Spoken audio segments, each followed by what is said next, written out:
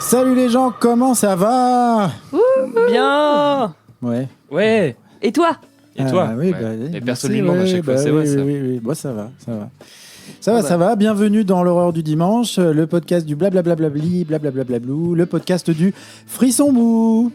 Bouh. Wow. T'as trouvé que ça en ou? Ouais. Blablablablabli, blou. Et oui, car me revoilà déjà devant le micro, à peine une semaine plus tard, à raconter les mêmes trucs. C'est à croire que je n'ai pas bougé depuis. Brice, est-ce que tu peux me retirer mes sangles? Elles sont vraiment un peu trop serrées là. Oui, mais là c'est bon, on a repris de l'avance. Tu peux. Il fait non de la tête. Détacher, je peux me gratter le nez quand je veux en fait, tu vois. T'iras pas aux toilettes. Bon, mais okay. C'est le vieux dans Don't Breathe. Ouais. Le vet. Le veto. Un peu moins serré quand même. Bon, d'ailleurs, le thème n'a pas beaucoup bougé lui non plus.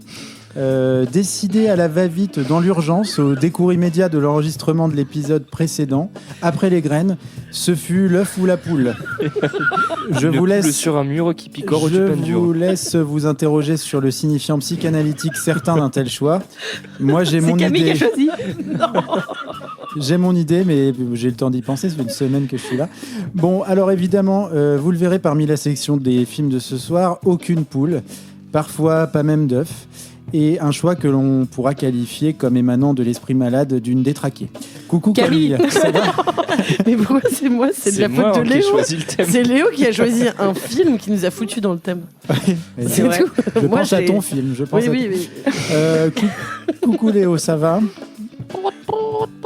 Ouais. Okay. Quel talent, quel talent, l'homme orchestre. Hein, ouais. Et là, c'était pas un sample, hein, c'était vraiment toi. C'était une vraie poule, j'en ai ramené une. Et Lola, la trentaine bien tassée, ça va? Bah oui, ça va. Là, je peux pas vous faire le bruit de la poule qui pond parce que ça va être gênant, mais voilà. Ça va. Laisse l'imaginaire. Ou Léo peut-être le fera tout à l'heure. Non. Ça va trop loin. Et à la technique tout juste sortie de sa coquille, il est à fois l'œuf et surtout notre magnifique poulet. Une seule question, cependant, l'aile ou la brisse? Oh. Ouais, j'ai eu une semaine. Hein. Voilà. Hein. C'est au niveau de ce qu'on peut produire. Bon, SO frérot Brice, bravo. Voilà, merci Brice. Merci Brice. L'horreur du dimanche, épisode 67, c'est parti, c'est maintenant. 6-7. Ah oui. TikTok, tout ça, les jeunes. Je l'ai. C'est parti, c'est maintenant. Et on commence avec le film de Camille, je crois. Oui, et je vais vous parler de Killer Joe. I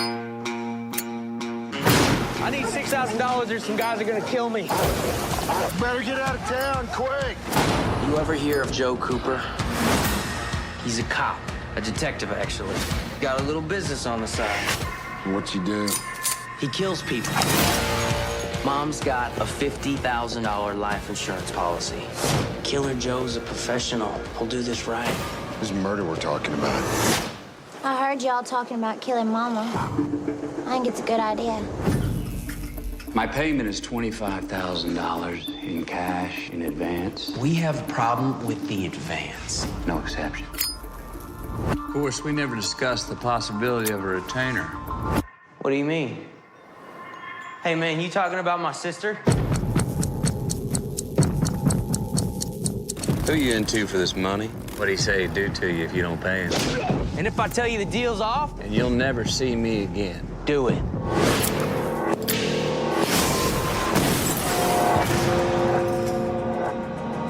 A toast to my future wife. My sister never did nothing to nobody. I can't let you have her. I'm not leaving until I get my money. You know I'll kill you.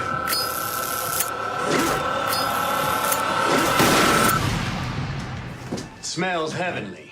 Who would like to say grace?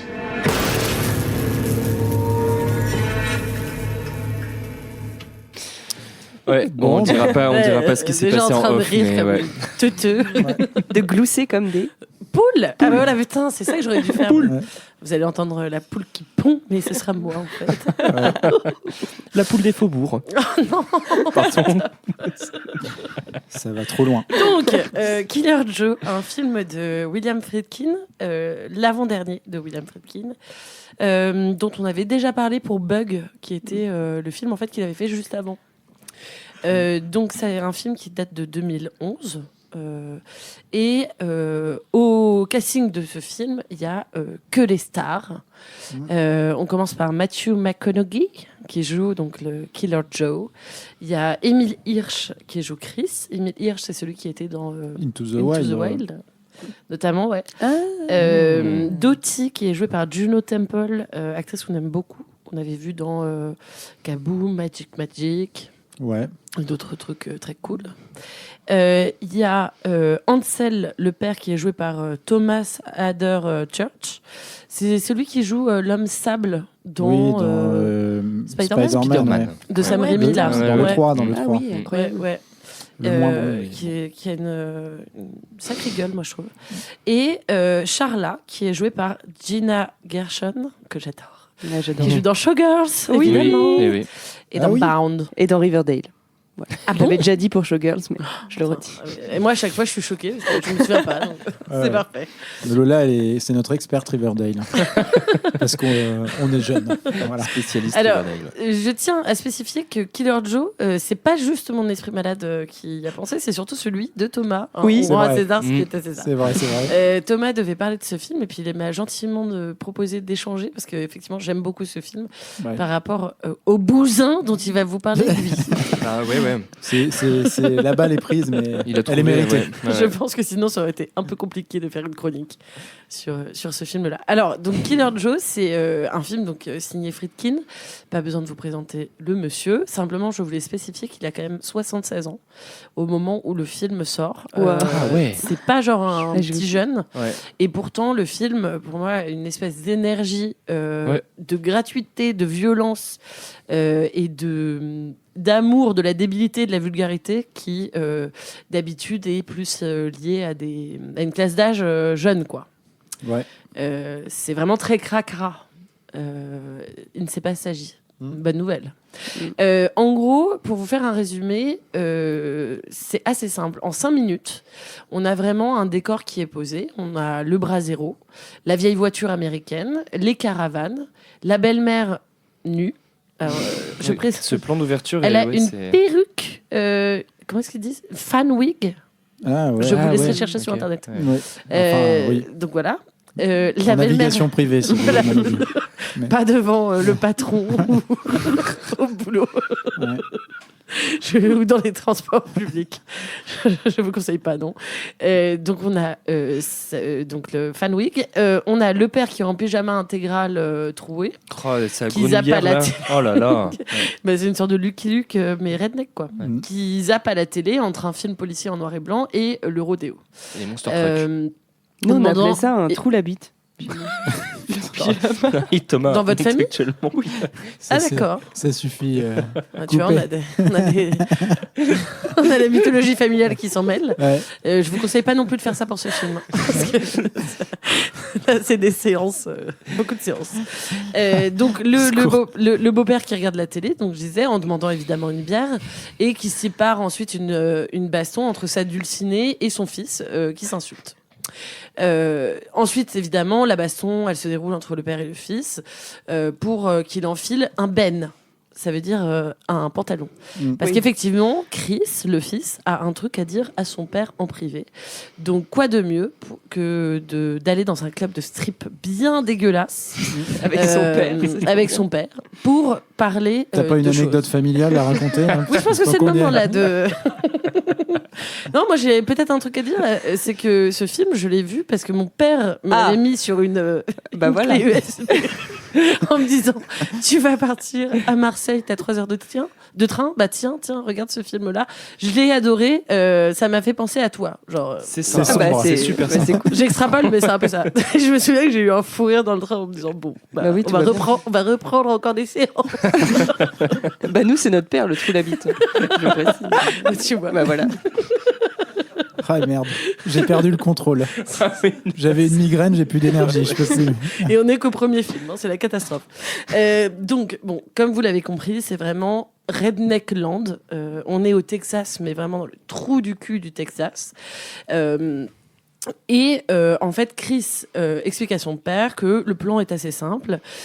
Chris est dans la grosse merde parce qu'en fait, il doit de l'argent à des mecs véreux à qui il a emprunté de l'argent pour dealer ou je ne sais faire quelle magouille, quoi. Des bikers. Donc c'est la panique totale et il vient avec un plan qui semble parfait mais qui évidemment est foireux. C'est on va faire tuer Adèle, la mère, qu'on ne verra jamais. Oui. Parce qu'elle a une assurance vie à $50,000. Donc, si on la flingue, c'est super. Après, on récolte. Et évidemment, ils ont quand même conscience un peu de leurs limites. C'est le seul moment du film où ils auront conscience de leurs limites, je tiens à le dire. Parce qu'ils se disent, nous, on va pas réussir à le faire. On va engager un mec qui s'appelle Killer Joe, qui, le jour, est un flic et la nuit, est un tueur à gages. Donc, ils contactent Killer Joe qui leur annonce qu'il prend 25K.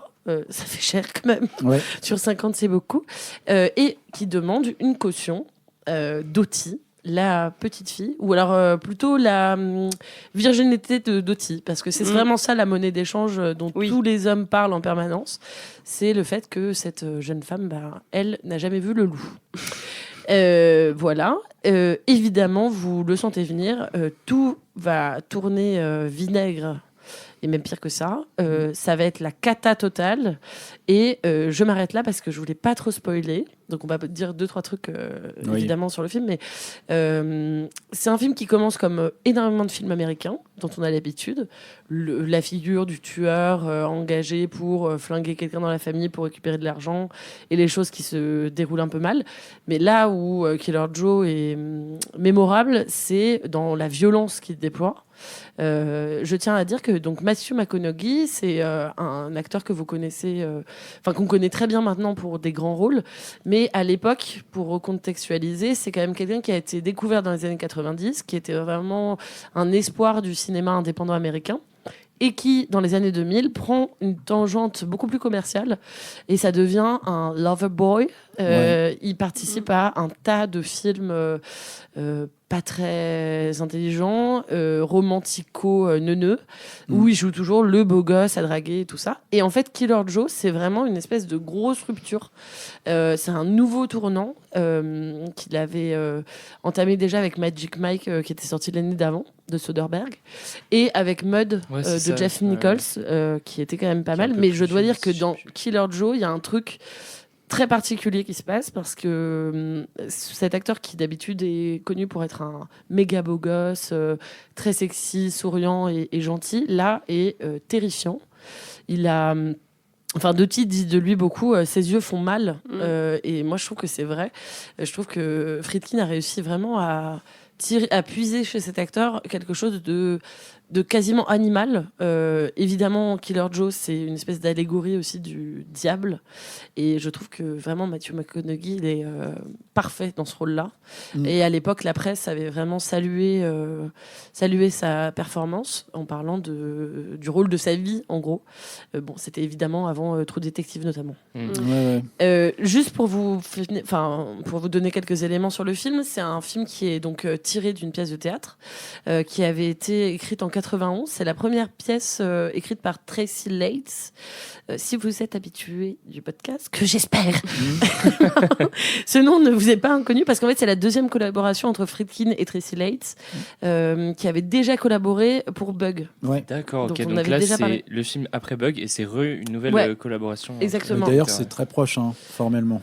De Bug. Oui, c'est vrai. C'est aussi ce qui explique, je pense, le rythme du film, notamment dans sa deuxième partie en intérieur, où en fait c'est vraiment un lieu unique dans lequel la caravane, dans lequel se déploie toute la violence et toutes les interactions entre les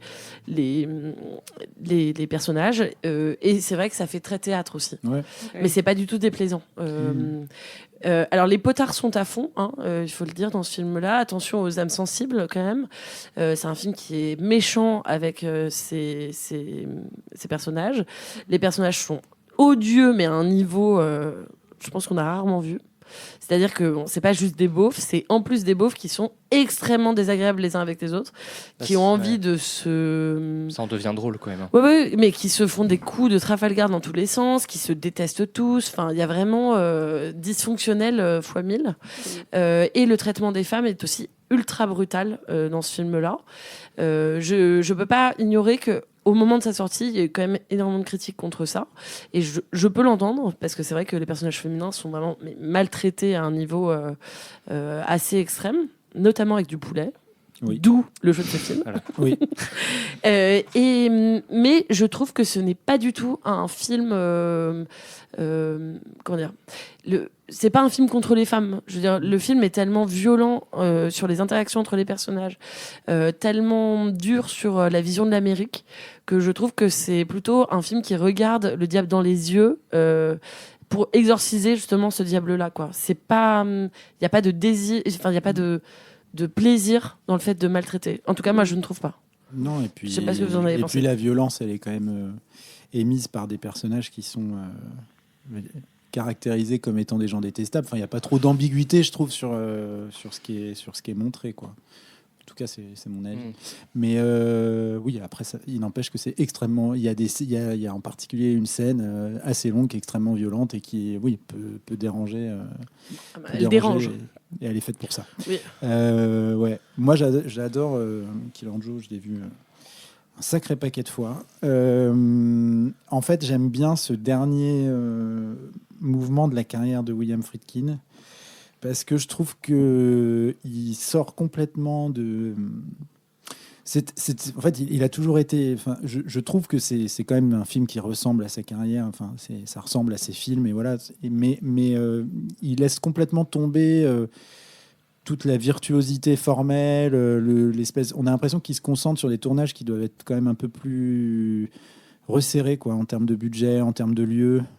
D'où je pense l'idée d'adapter du théâtre, parce que ça permet de faire ça. Et ça ressemble beaucoup à Bug, hein. Enfin, la caravane, c'est un peu la chambre de motel de Bug. Enfin, c'est très très proche. Et moi, j'aime beaucoup ce truc-là parce qu'il y a beaucoup moins de virtuosité formelle. Alors quand je dis virtuosité, ça veut pas dire que c'est moche et que c'est pas bien fait, hein. Non, ça tire pas la tronche niveau lumière.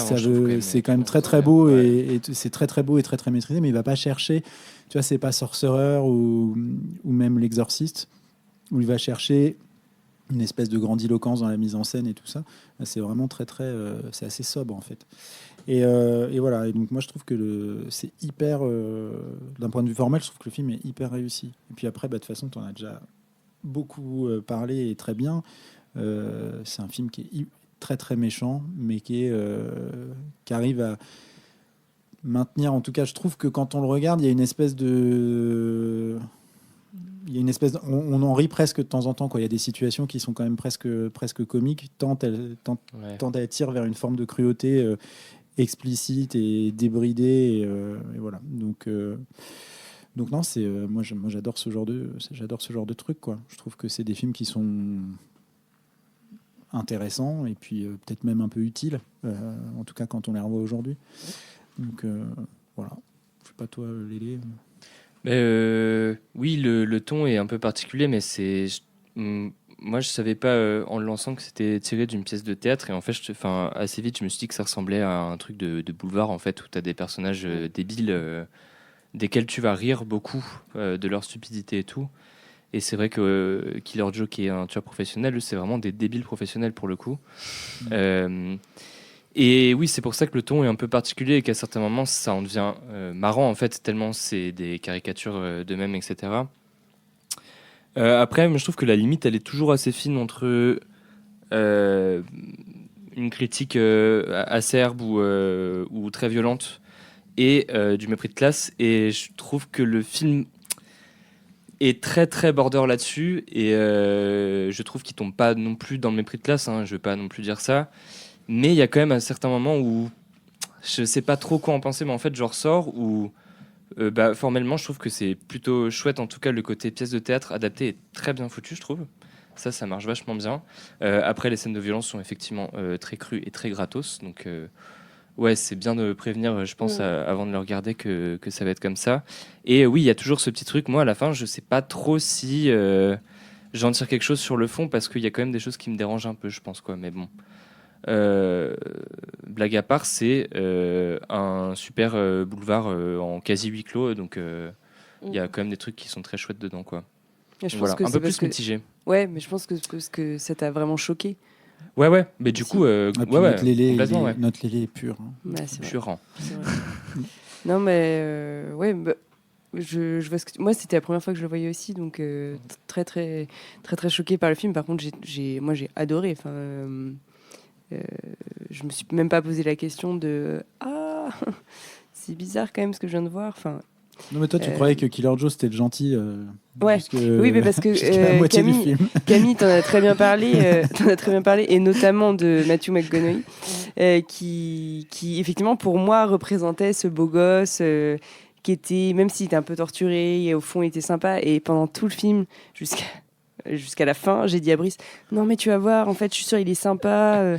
Et bon, non pas trop. Ouais. À un moment donné, bon courage aux amateurs de Camille. Il s'appelle Killer Joe, il est flic, il peut pas être. C'est chaud là. C'est pas comme si on avait pas été prévenu. Oui, c'est vrai, mais je m'accrochais à une espèce d'image que j'avais de cet acteur qui ne pouvait pas représenter ça. C'est marrant, du coup, ça rejoint grave ce que disait Camille sur l'image qu'il a. Carrément, et c'est pour ça que je trouvais ça vachement intéressant. C'est que moi, vraiment, j'étais en mode non, c'est pas possible, il va y avoir un retournement, il fait tout ça pour une raison et tout. Et non, en fait, il fait tout ça parce que c'est un malade mental, c'est un psychopathe. Et bon. Du coup, ça nous a fait rigoler avec Brice. Mais moi, j'ai trouvé le film incroyable. Enfin, franchement, j'ai pas grand-chose à dire. J'étais très touchée par le personnage d'Ansel, qui est un gros nulos, hein, mais je sais pas. Ce personnage, il m'a vachement émue. Alors peut-être parce que c'est celui qui se fait le plus avoir dans l'histoire, ou peut-être qu'il est trop débile pour être vraiment méchant, on sait pas trop. Ça, il est méchant, mais en même temps peut-être un peu malgré lui. Enfin. On sent que lui, c'est pas trop calculé, quoi. On est un peu obligé de tout lui apporter en mode tu vas voir, on va faire ça. Son fils, il le maltraite comme pas possible, sa femme aussi. Enfin, personne ne respecte ce personnage, et je trouvais ce personnage vraiment très bien écrit et très très bien interprété. Donc non, moi j'ai beaucoup aimé. Killer Joe. Bah oui, ouais. Puis moi je trouve que tu vois sur la question du mépris de classe. Je voulais y revenir aussi. Parce que je trouve que c'est vraiment une critique qui a eu aussi et qui s'entend en fait, parce que c'est quand même le sujet même peut porter je pense confusion là-dessus. Moi je trouve qu'on ne tombe jamais là-dedans parce que justement les personnages sont en fait c'est parce que les personnages, ils ont une idée d'un seul coup pour en plus pas, une somme qui est quand même pas gigantesque, c'est-à-dire qu'ils doivent je sais pas 5 000 euros qui vont se partager à 4 en voilà, plus. Donc on parle vraiment pas d'un butin, c'est pas Ocean le mec dit qu'il a jamais eu $1000 sur son compte. C'est ça. Donc il y a vraiment tout qui est montré sur le fait que c'est des gens pauvres qui d'un seul coup sont trop dans la merde et qui ont besoin d'argent. Et en fait c'est parce qu'ils ont accès à Killer Joe. Tu vois, c'est parce que ce personnage-là existe et que cette violence-là existe. C'est comme vraiment un pacte faustien, quoi. Que en fait tout dérape, tu vois, parce que en fait derrière ils sont rattrapés par des regrets, des remords. Enfin, il y a des questionnements quand même. Même le personnage de Chris, qui est quand même infernal, il a des questionnements sur son geste et il demande même à ce qu'on arrête tout le truc. Trop tard. Et en fait, c'est trop tard, c'est implacable. Et c'est là où le film est est très violent et tout. Mais pour moi, il montre surtout genre je sais pas, comme l'inondation du mal, quoi, et notamment dans les classes ultra populaires aux États-Unis. Et moi je trouve ça complètement vrai en fait, c'est que quand on est dans un état dans lequel la loi du plus fort prévaut, comme on entend actuellement aux États-Unis les discours, en fait ça ne mène qu'à de la violence, mais zinzin, quoi, tu vois ce que je veux dire. Donc pour moi c'est pas un regard condescendant, quoi, tu vois, pas du tout. Non, effectivement ça montre que ce système, tu vois, d'oppression et qu'entretien de la misère, tout ça produit à terme, quoi. Exactement. Tu vois, et non, moi je trouve pas que ce soit, tu vois, c'est pas, je trouve pas qu'on rigole gratuitement de gens parce qu'ils sont pauvres, quoi. Non, après c'est surtout le ton lié à l'aspect pièce de théâtre qui donne cette impression, je trouve. En fait, c'est pour ça aussi qu'il y a un peu ce flou qui traîne. Moi, c'est parce que cette espèce de ton presque comique absurde des fois, Il peut en tout cas faire penser à s'apparenter en tout cas à du mépris de classe, alors qu'en fait moi je suis plutôt d'accord, je pense pas non plus que le film tombe dedans, mais je comprends qu'il y a eu des critiques là-dessus en tout cas. Bien Quoi. sûr. Enfin, c'est... Ouais. Mais c'est parce que je pense qu'on est peut-être pas assez, enfin on est peut-être pas suffisamment habitué à avoir de la vulgarité en face et que comme bon moi vous savez à quel point j'adore Showgirls, en fait c'est des films pour moi qui montrent une vulgarité exacerbée et c'est tu vois enfin je trouve ça intéressant que Gina Gershon soit aussi dans ce film là parce qu'elle accepte encore un rôle qui pousse tu vois les limites de l'acceptable et tout ça, et en fait moi je trouve ça important qu'il y ait des personnages comme ça qui existent. Respect à cette actrice. Mais tu peux, tu peux faire d'autres trucs. Formellement, il y a une série là qui s'appelle Trailer Park Boys où c'est que des gens dans un parc à caravane. C'est une série canadienne, par contre, c'est la différence. Et c'est pas du tout la même façon de traiter. Et ça reste très vulgaire et très. Enfin, mais je sais pas. Moi, je comprends qu'il y ait des gens qui soient interrogés là-dessus. En tout cas, quoi. C'est. Ouais. Ouais. Bah, de toute façon, un film comme ça doit ça, poser des questions. Ça pose des mais questions, c'est bien forcément. d'ailleurs. Je pense que c'était le but aussi. Je pense que c'est un ça film qui te met- produit ça te quelque met mal à chose. Tu l'aise. vois. Et il a posé des questions aussi pour les acteurs parce qu'il y avait à la base Kurt Russell qui était pressenti pour jouer Killer Joe. Et c'est sa femme Goldie Hawn qui, en lisant le script, lui a dit ne fais pas. Bah, c'est dommage parce que. Mais tant mieux pour Matthew McConaughey, tu vois. Parce que c'est vrai que moi je trouve qu'il y a vraiment un truc avec les acteurs qui est assez fantastique. Enfin, le personnage là, Emile Hirsch, qui joue Chris, du coup, moi j'ai pas pu m'empêcher pendant tout le film de penser à Leonardo DiCaprio. Tu vois, je trouve, je sais pas, qu'il y a un jeu chez lui où il reprend, enfin il convoque comme ça des personnages très connus du cinéma américain, tu vois, et qui vient complètement détruire. Enfin, j'adore ça. Ouais. Ouais, c'est vrai. Non, mais très très bien. Ouais. Du poulet. C'était chouette. Hein. Du poulet, ouais. Du poulet. Poulet frit. KFC. Quel poulet. Quel poulet. On va passer au film d'après. À l'œuf. Voilà, où il n'est pas après la question de poule. poulet cette fois-ci. Non. Et je crois que c'est le nid de mépris de classe d'ailleurs. Hein, probablement. Ouais, non, de toute façon, Voilà. Et d'ailleurs, de quoi est-il il reste plus assez de monde pour faire du mépris de classe. Donc, là, et c'est le film que Léo a choisi, qu'on va écouter, dont on va parler après la petite musique. Voilà. Il a réussi.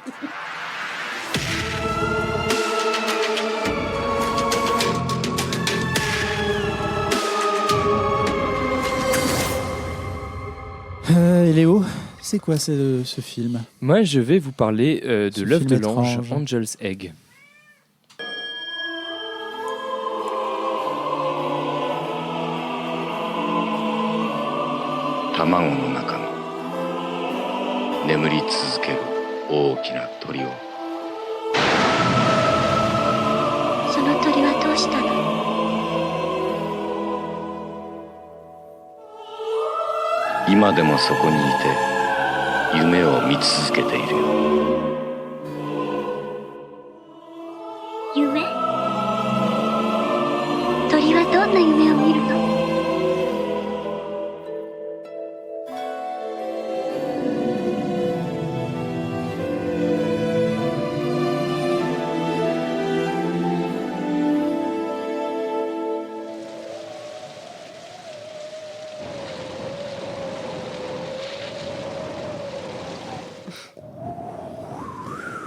Ouais.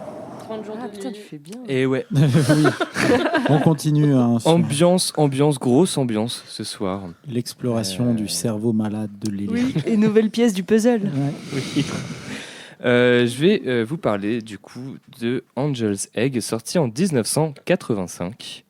Angel's Egg réalisé par Mamoru Oshii, qu'on connaît sûrement assez bien ici, qui est à l'origine de Pat Labor et non pas Albator ou Patou Patou le chien Labrador.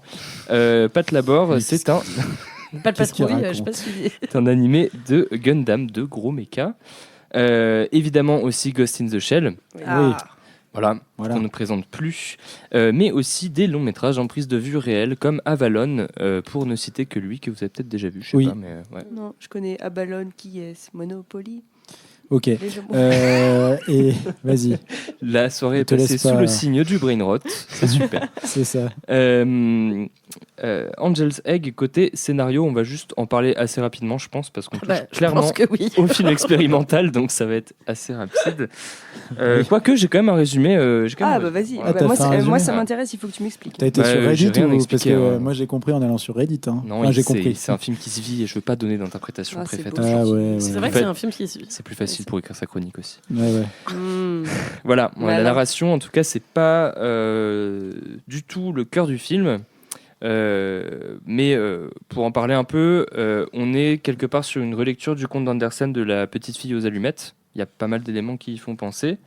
Nous sommes dans un monde en ruine dont les jours sont marqués par un mystérieux soleil mécanique qui s'élève au-dessus de la mer. Et une petite fille erre dans une ville fantomatique à la recherche de ressources et d'un peu de chaleur. Elle protège sous ses vêtements un étrange œuf dont elle espère voir éclore un ange depuis longtemps disparu de ce monde. Le seul témoignage de l'existence de ces êtres sont des fossiles menaçants d'immenses oiseaux qui peuplent l'abri où elle vit. Un jour, lors de ses pérégrinations, elle croise le chemin d'un autre être humain qui semble tout aussi vivant qu'elle. Celui-ci se met à la suivre sans trop que l'on connaisse ses intentions. Il porte sur son dos une arme en forme de croix, symbole technologique d'une civilisation éteinte. L'homme pose beaucoup de questions sur l'œuf et son contenu, ce qui inquiète quand même pas mal la petite fille. Les habitants de la cité sont des morts-vivants et se réveillent de manière assez aléatoire pour chasser d'immenses ombres de poissons et finissent par pousser la petite fille et l'homme à fuir la nécropole. Et une fois réfugiée dans le sanctuaire aux anges déchus où vit la petite fille, l'homme raconte à la petite fille une légende, celle de l'arche de Noé, et elle finit par s'endormir au chevet d'un faible feu de camp, avec l'homme qui semble veiller sur elle. Mais pourtant, au petit matin, l'homme profite du sommeil de l'enfant pour écraser l'œuf à l'aide de son arme avant de repartir en ville. La petite fille, l'espoir brisé et réduit en miettes, prend la fuite dans les paysages lunaires de ce monde froid et seul, et se jette d'une falaise. Ambiance. Ouais, c'est sympa. Ah bah, t'as résumé tout le film en fait. Oui. Bah, Bah là, il n'y a pas de spoiler. Oui, ouais, il n'y a c'est pas vrai, c'est vraiment... voilà, C'est tellement. Mais là, vous avez le particulier début, que- le milieu et la fin. Ouais, de sa chute dans l'eau remonte à la surface des dizaines d'œufs. Et une statuette de la petite fille trône désormais sur le soleil mécanique, entourée d'autres figures humaines figées dans le temps. S'ensuit un dézoom sur ce petit monde qui se révèle être une coquille de bateau renversé, un royaume déchu à la dérive dans le néant. Voilà, c'est joyeux, c'est super. Ouais, dis donc. Une Et, arche et de c'est Noé. et c'est ce film qui justifie tout le thème hein, Oui. Oui, de l'œuf ou la poule. Et là, vraiment, je pense qu'on peut pas répondre. Ouais, non. Ouais, C'est. Ouais. Bon, moi, c'est un film qui parle d'un royaume déchu, c'est hyper gothique, c'est contemplatif, c'est une esthétique architecturale très gothique allemande, je trouve. Ça fait penser à des tableaux d'Otto Dix. Ça ressemble beaucoup aussi au gothique proposé dans Vampire Hunter D. Et c'est normal parce que c'est. Et dans Bloodborne aussi. Ah, ça me fait penser à Bloodborne. Bloodlust. Non, Bloodborne, le jeu. Ah oui, le jeu, oui. Ouais. Oui. Ouais. Bah, Ouais. oui. Ben là, on voit pas beaucoup de trucs mécaniques ni technologiques. Il y a juste quelques passages où on entreaperçoit des choses. Ça fait très Giger d'ailleurs, les espèces de design organique, machine et tout Giger quoi. Alien. Ah, ok. Un artiste allemand, je crois. Oui, qu'il est. oui, Suisse. Ah, ok, j'ai cru que c'était un Suisse-allemand. mot, d'accord, pardon. J'en reviens à Vampire Hunter D. C'est qui Giger non, C'est mais Giger. Non, mais j'ai cru que c'était un mot de. Tu vas encore avoir des sales notes. Non, mais oui. t'as bien fait de Bon, demander bah voilà, le là ouais. parce que moi je suis avec toi, je savais Ah pas. ouais, bon, bah je- merci, Camille. Ah, bah, Ben, voilà. c'est l'équipe, hein. le Eh man ben qui est à voilà. l'origine de On va tous se les prendre designs deux. de Parce Alien, entre autres, Ah et d'une partie d'une de Jodorowsky. En Ouais. fait, à la base. D'accord. Et ben c'est fort intéressant. Avec Il les vivait Harkonnen dans et un tout. petit village en Suisse où il y avait des Ouais. vaches et de la prairie. Des sculptures d'aliens Et avec lui, il a des sculpté pénis. des Ouais. aliens et voilà. On a hésité à prendre Alien d'ailleurs pour ce thème. Ouais, on a évidemment. hésité, ouais. Prendre Aliens, Aliens. le 2 là, de Cameron, mais on a pris mieux, je vous en parlerai. Bref, tout ça pour en revenir là où je m'étais arrêté. Ça ressemble beaucoup, je disais, au gothique proposé dans Vampire Hunter D qu'on avait vu Camille Oui, au au pif. Et c'est normal parce que c'est Yoshitaka Amano qui est en charge de la DA sur Angel's Egg. Et il est aussi connu pour son travail d'illustration sur Vampire Hunter D et toute la saga Final Fantasy. Mais ouais. Ah, Enfin, waouh. peut-être pas toute la saga, mais au moins le début. Une quoi. bonne partie, et après il fait même des artworks additionnels Ouais. quant à la version premium du jeu et tout là. C'est aussi pour ça qu'on retrouve des thèmes assez communs aux deux films. L'esthétique d'un monde en ruine, énormément aussi de références à la religion catholique. D'ailleurs, je disais que le film, je parlais de la petite fille aux allumettes, mais en vrai, c'est surtout une version distordue de l'Arche de Noé, où ce monde arche continue à dériver sans discontinuer après le déluge, en fait. Donc voilà, c'est surtout un film symbolique de tableau. C'est assez statique en vrai, je vais pas vous mentir. Hein.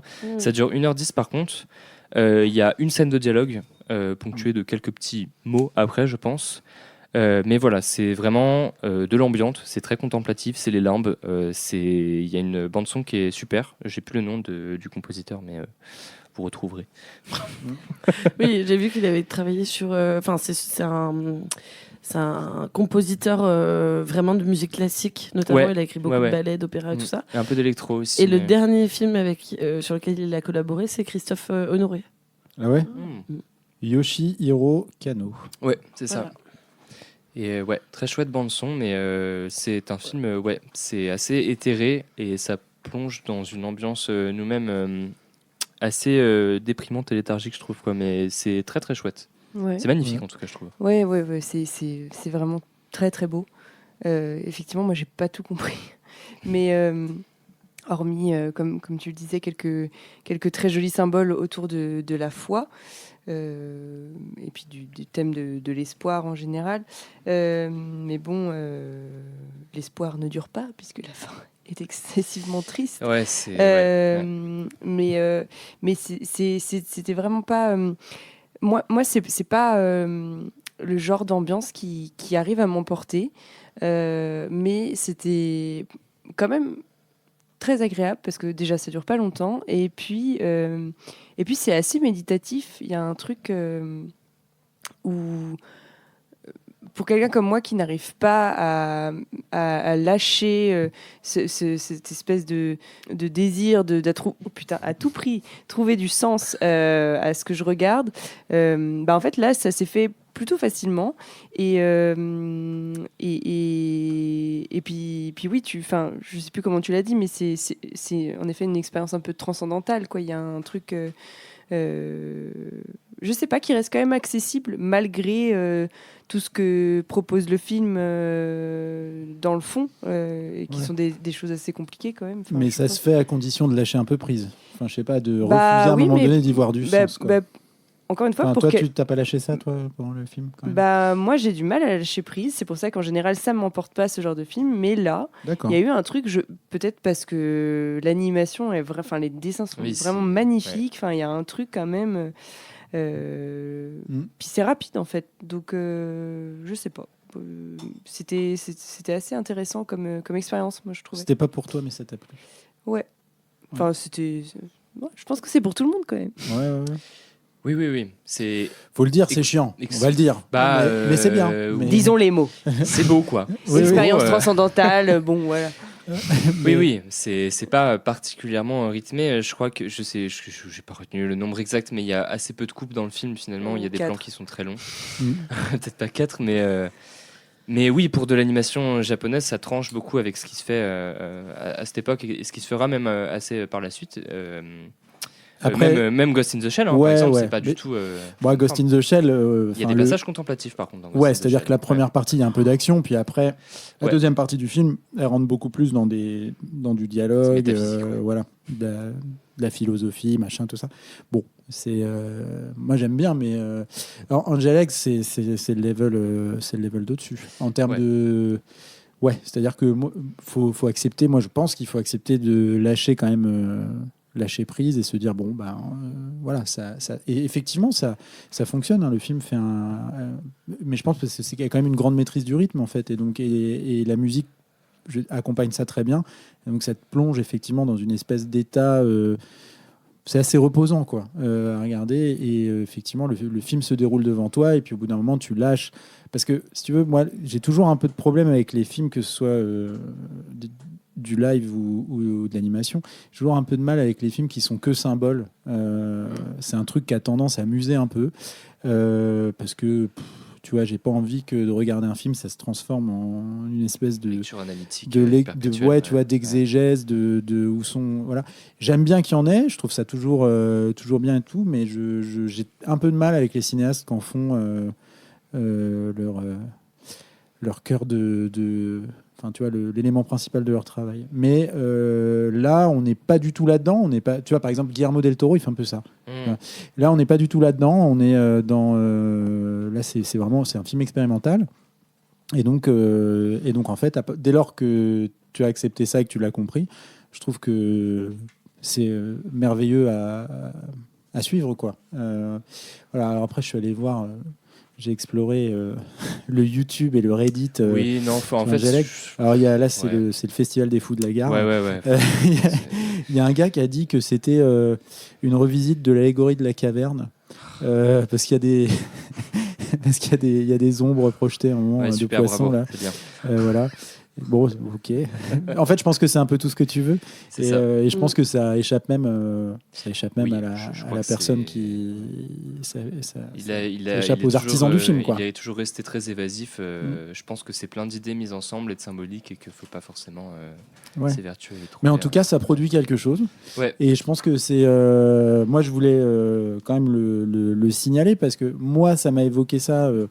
Ça m'a évoqué plein d'univers de jeux vidéo. Parce que dans le jeu vidéo, c'est un peu différent, mais de temps en temps, il y a une espèce de mode et de tendance qui a raconté un monde, un univers dans un jeu vidéo au travers de manière un peu silencieuse, au détour d'objets, de symboles, en fait.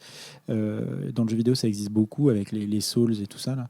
Et donc, du coup, je pense que c'est un film qui a quand même fait des petits là-dedans. Moi, ça m'a fait penser à du... Ouais, alors je parlais de Bloodborne, mais c'était pour le truc, le côté architecture et tout, mais surtout un peu à du Hyper Light Drifter, ce genre de jeu. Voilà, Moi, ça m'a fait penser à Hollow Knight aussi. Ouais, sur Hollow le Knight. royaume déchu où tu dois recomposer les pièces d'un puzzle que tu comprendras peut-être. Oui. Tu comprendras peut-être pas, quoi. Ouais. Puis l'idée d'avoir une espèce de narration un peu cryptique comme ça. Non, donc non, vraiment super bien. Toi, Camille ? Et ben moi, j'ai adoré aussi. Enfin, j'ai vraiment beaucoup aimé ce film parce que je trouve effectivement, il fait beaucoup d'effets. Il exerce une espèce de fascination, mais c'est quasiment magnétique en fait. Je trouve l'animation est vraiment magnifique. En plus, au niveau même des couleurs et tout ça, c'est très restreint au niveau de la gamme chromatique. Donc je trouve qu'il y a quelque chose de l'ordre du songe qui fonctionne très très fort et qui rend très très supportable justement le peu de narration. Parce que c'est comme j'ai vraiment l'impression d'être mise au milieu d'un endroit que je ne comprends pas, d'un désert où il y a juste des indices et des traces. Et en fait, c'est là où l'imagination fonctionne à plein. Ouais. En plus, moi, je suis très friande de ce genre d'esthétique gothique, j'aime beaucoup. Et puis j'aime bien tout ce qui est religieux, mais tordu, quoi. Parce que là, c'est vraiment très tordu. Il y a une espèce de, effectivement, le seul élément tangible, c'est l'arche de Noé. Mais en fait, même dans la façon dont il raconte, en fait, ce n'est pas l'histoire de Noé, de l'arche de Noé, c'est une histoire tordue, en fait, de l'arche de Noé. C'est-à-dire que là où, dans la Bible, normalement, il y a une colombe qui revient avec le rameau, d'olivier. Là, en fait, la colombe, elle disparaît. Et on oublie même qu'elle a été envoyée. Donc, je sais pas, il y a un truc qui, en tout cas pour moi, fonctionne très bien sur cette espèce de post-apocalypse où, en fait, la question, c'est pas la question de la renaissance. C'est beaucoup plus dur et nihiliste que ça. C'est aucune renaissance n'est possible. A priori, sauf dans la mort de cette petite qui crée des machins. Mais c'est ça. L'autre avec sa croix, voilà. C'est quand il casse l'œuf et qu'il n'y a rien dedans, quoi. Tu vois. Exactement. Il y a un truc, moi je trouve, très très nihiliste. Et le dernier plan qui est une espèce de dézoom Ah ouais, incroyable. ça, c'est... Ouais. Avec la musique et tout, je trouve que ça fait un effet. Enfin, moi personnellement, je trouve que ça me fait un effet Oui. vraiment d'effroi. Ouais, c'est la perdition totale. Hein, ouais. Et c'est pour ça que je disais en rigolant tout à l'heure quand on était en off que je trouve que c'est un film qu'il faut voir quand on a de la sérotonine parce Ouais. que franchement, Regardez-le c'est- l'été plutôt en fait. Enfin, sous peut-être. ces airs très enfantins, un peu. Voilà, l'air de rien. En fait, je trouve que c'est un film qui marche très fort sur le désespoir. Mais c'est magnifique. Puis t'as ces pêcheurs qui se réactivent de temps en temps pour chasser des poissons qui n'existent pas Non, aussi. mais Enfin, tout est vraiment. Ouais, Mais Moi, je trouve que ça te correspond parce qu'il y a un truc un peu film d'espace. Tu Oui. sais, Oui, bien sûr, ouais. D'être quelque part au milieu de l'univers. Tu Ouais, vois, ouais, enfin, ouais, et oui, c'est vrai que il y a un truc très, très horrifique Ouais. là-dedans, dont toi tu parles souvent, on en Ouais, rigole, ouais. hein, mais Event mais ça- Horizon. ouais. par exemple. Oui, bah oui, Par exemple. C'est oui, un Non, mais rejeton c'est vrai, direct. c'est vrai. Ouais, il y a un peu un côté vaisseau spatial, quoi, perdu au milieu de nulle part. On oui, sait pas où c'est il tout va, de il y a un truc qui l'indicible, flotte, ouais. quoi. Ouais. Exactement. Dans je ne sais pas quoi, mais. Mais Ça Un fait truc très qui peur. flotte. Ce sera ça notre analyse de ton cerveau. Moi, mon espoir dans le Et de film, ta mythologie, c'est qu'il reste des Lueur petits dans pots de le noir, confiture. c'est Il reste Léo. des petits pots de confiture quand même dans cette ville. des petits pots de Ah oui, Ouais. ouais. Les bouteilles d'eau qu'elle Non, boit c'est des- Non, c'est ouais, des elle pots chope d'eau. un petit pot de confiture à un moment. Ah ok. Mais c'est de l'eau. Bon. Mais moi je Non, dormais c'est de la là. mais- confiture. À un moment, il y a à manger un Je petit peu de la confiture. Mais la- J'ai pas vu. J'ai pas vu la peau de le confiture. passage bonne maman, j'ai Ouais. pas vu. non. J'ai Ouais. loupé, ouais. Ah, c'est une sponsor, c'est une pub qui est intervenue au milieu de ton truc. mais C'est ça. Putain, merde. Il n'y a pas Franck Leboeuf dans le film. Ah putain, Ils vendent pas. les Vendez voitures. votre voiture. Le seul dialogue, c'est pas vendez votre voiture. mais c'est autre chose. Mais, Voilà, on a tout cassé, mais- tout le mystère et la magie du film. non, mais quand je disais que j'aime pas tellement l'accumulation de symboles et tout ça, c'est qu'en fait le film ne se résume pas à ça, quoi. Tu vois, c'est ça que je veux dire, c'est que c'est quand même un film qui produit. Oui. Tu vois, à la manière d'un Mad God qu'on avait pu, Et ben moi, dont on ça me avait fait pu penser un parler. peu à Mad God, ce film. Voilà, ouais. c'est pas juste une accumulation de symboles et voilà, ça cherche quand même à produire Ouais. un effet et c'est pas juste un truc où t'as l'impression que le mec te laisse des clés et puis toi tu décryptes après. Voilà, c'est quand même, il y a quand même un objectif quand tu le regardes qui est de produire un effet et ça marche en fait. Oui. Tu Et il y a vois, un ton très littéraire, moi je trouve. Enfin, c'est de la Ouais. poésie, quoi. Enfin, Ouais. Tu vois, tu l'as rattaché à la petite vendeuse de. La d'Anderson, petite là. fille aux allumettes. Oui, là, la ouais, ouais. petite vendeuse. petite vendeuse de voitures. Salut, c'est Franquette Le Leboeuf. mercantilisme de la fille, quoi. Le C'est la capitalisme fille de nous aura Franck tout, Leboeuf, putain. tout pris. chier. Non, non, mais la petite marche. Bon, bref. Anderson, les Oui. contes. Et je trouve que c'est vraiment ça. Oui. Il y a un truc très C'est littéraire. la même donc, utilisation symbolique aussi derrière, c'est juste beaucoup plus nihiliste. Ah bah, que... Quoique, après, les contes, c'est quand même souvent sombre, hein, donc c'est Ouais, je mais trouve pas bon. ça là, c'est particulièrement déconnant. En tout pas cas, le fun. En tout cas, allez voir le thread Reddit. Non, on n'allait pas voir ça. Mais Parce c'est marrant, que- c'est ça, tu vois aussi, il y a des gens qui considèrent qu'elle tombe accidentellement de la falaise. Oui, non, en fait, pour moi, Elle se c'est- suicide. Oui, c'est clairement volontaire, en fait. Quand, Ouais. tu Une vois, métaphore, un symbole. Oui. Vous Ouais. l'avez ou pas? Oui, c'est The Mask. Bah merci. Ah, Attends, j'ai pas vu ça, toujours pas. Ah bah, Ouais. t'inquiète pas, ça va venir. Non, mais surtout, j'attends le moment où Léo va nous parler d'Interstellar, parce qu'on Ouais. s'en Oh. rapproche douloureusement. Ouais. On n'est pas obligé. Avec Et, Mathieu. Mathieu, Avec Mathieu. Mathieu. Matt. Ouais. Bah oui. Bon, bah Angel Egg. Et alors, il a fait. Là, il est un peu à la mode en ce moment parce que il a été, Bien sûr, ouais, il pour a été les projeté 20, à Cannes pour les. Je crois que c'est pour les 40 ans du 40 ans du film. film, ouais. Voilà, dans Et- une belle restauration. et D'ailleurs, tout. si vous voulez le voir, il passe, c'est pas UGC Léal ou un autre UGC, il passe en février encore à Paris.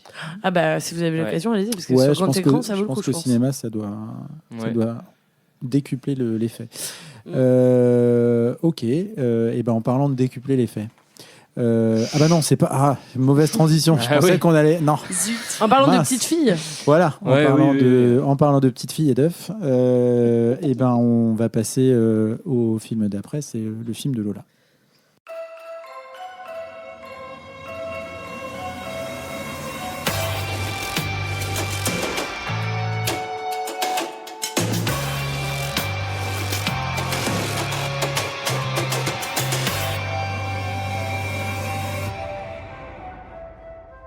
Une Euh, poule sur un mur. Ouais. Picotis. J'y arriverai pas. Hein. picotin. On a beau la refaire. Lola, tu vas nous Oui. parler de quel film là? Eh bien, moi, je vais vous parler du film Ego.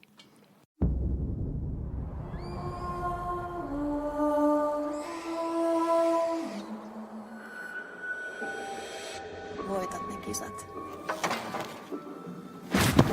Näytät niille, että sä oot paras. Just noin. Mut hei, sähän oli tosi hyvä. Kiitos. Finjan pitäisi treenata oikein ekstra kovaa, että pärjää sulle.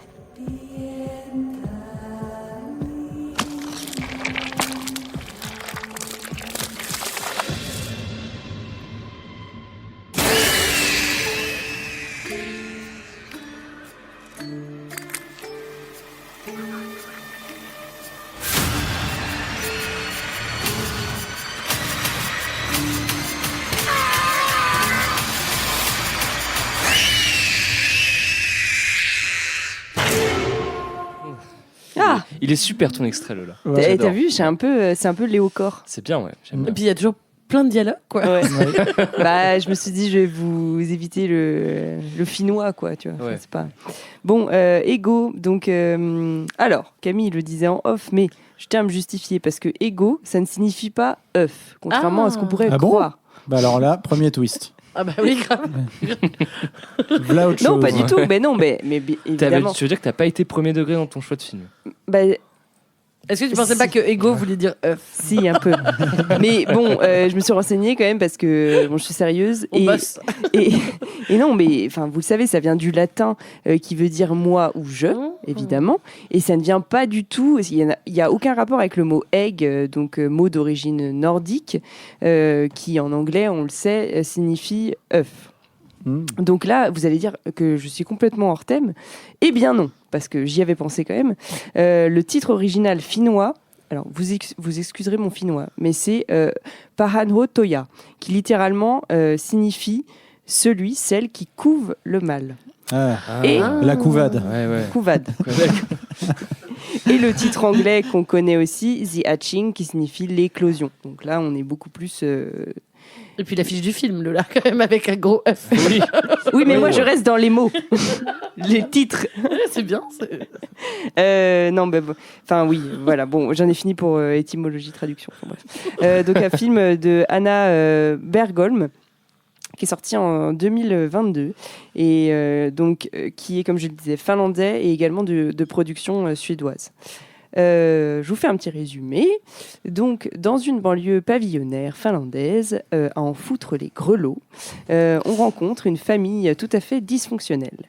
Donc, famille composée d'un papa qui est joué par Jani Volanen, une maman qui est jouée par Sofia Heikkilä, 2 enfants, Mathias, le petit frère, qui est joué par Oiva Olila, et donc le personnage principal de Tinja, qui est joué par la jeune Siri Solalina.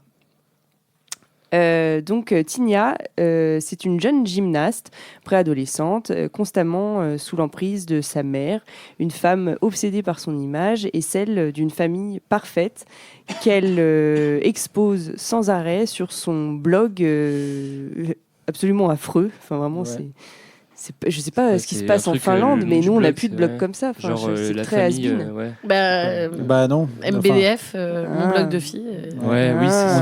Comment il Faut d'embrasser d'ailleurs. Il a un nom horrible son blog. Je aussi, sais pas, genre, mais moi ça me fait flipper. Franchement. Oui, c'est un overblog. Ouais. Voilà. Bon, un jour, pendant une des vidéos de son blog, donc elle a la perche à selfie tendue devant elle, un oiseau se cogne à la baie vitrée. Tinia ouvre la baie vitrée, l'oiseau complètement sonné et apeuré rentre dans le salon et sème un foutoir pas possible, brisant les plus beaux vases et chandeliers de la maison sur son passage. Tinia finit par attraper cet oiseau et elle l'offre à sa mère qui immédiatement lui brise le cou. À l'animal, pas à sa fille. Bon. Bah, quand on parlait de symbolique. Voilà. Mais en tout cas, voilà, ça donne une petite idée de la cruauté de ce personnage, de la mère. La nuit suivante, Tinia est réveillée par des cris d'oiseaux. Je vous passe les détails. Elle va dehors, elle trouve un œuf dans la forêt qu'elle décide de ramener chez elle et qu'elle couve. à l'éclosion, donc quelques jours après, ça se fait assez rapidement. Elle nomme le beau bébé créature Ali, mais Ali a des pulsions meurtrières et ça va perturber le fragile équilibre de cette famille. Voilà. Donc, Ego, c'est un premier film. Anna Bergholm, c'est une réalisatrice qui a 46 ans et qui, avant Ego, n'a bossé que dans le court-métrage et la série télé finlandaise. Voilà, donc je sais pas trop pourquoi elle a fait son long qu'à cet âge-là, mais en tout cas, bon, elle l'a fait. Et là, en tout cas, moi, ce que je trouve chouette, c'est qu'on attend son deuxième film, qui est également un film d'horreur, qui s'appelle Nightborn, là, qui va sortir bientôt et qui sera avec Rupert Grint, donc Ronald Weasley. Voilà, qui a l'air assez chouette sur un couple et un bébé. Ça a l'air un peu flippant. Il y a les premières images qui sont sorties, moi, ça me plaît bien. Donc Ego avec ce O Macron. Je savais pas. Vous saviez que ça se disait comme ça? Le O barré, le O avec un trait au-dessus, ça se dit le O Macron. Ah ouais. Eh oui. Putain. Voilà, je voulais le souligner. On l'embrasse. Ah non. J'ai trop l'habitude à chaque fois qu'on dit un truc. Ouais, nous on l'embrasse pas. Ouais, nous on est des fous. Donc voilà, c'était juste pour dire ça. Donc là, un film d'horreur métaphorique. Et je dis ça parce qu'il est assez gros sabot dans ce qu'il propose. Mais moi, c'est un film qui m'a beaucoup plu. C'est la deuxième fois que je le voyais. Je l'ai vu la première fois parce que Thomas m'a dit qu'il avait détesté et je me suis dit yes, je vais le regarder. Et j'étais en mode. Eh ben, figure-toi, tu verras. Ok, bon. Figure-toi, tu verras, d'accord. C'est de pire en pire. Je vous dis, j'ai lâché la rampe. Hein. Ouais, j'ai trop la bite. Voilà. Moi, je trouve que la forme de ce film de body horror est assez originale.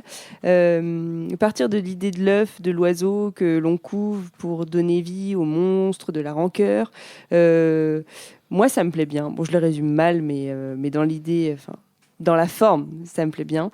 Surtout que je trouve que l'exercice, il est très bien maîtrisé par cette réalisatrice. Les animatroniques qui sont utilisés pour, en tout cas, la première phase d'Ali, il y a aussi des effets spéciaux un peu plus modernes, mais la première phase de cette créature, je trouve que c'est vachement bien réalisé. J'aime beaucoup aussi le jeu de la jeune actrice Siri Solalina. Les personnages en général, moi je les trouve vachement bien écrits en fait. Enfin, on a cette mère absolument tyrannique qu'on a envie de baffer pendant tout le film, ce père ectoplasme, la petite Pookie de Mathias là. Enfin, franchement, Mathias. Quoi. Franchement, il fait chier, mais bon, en même temps. Le pauvre, on comprend.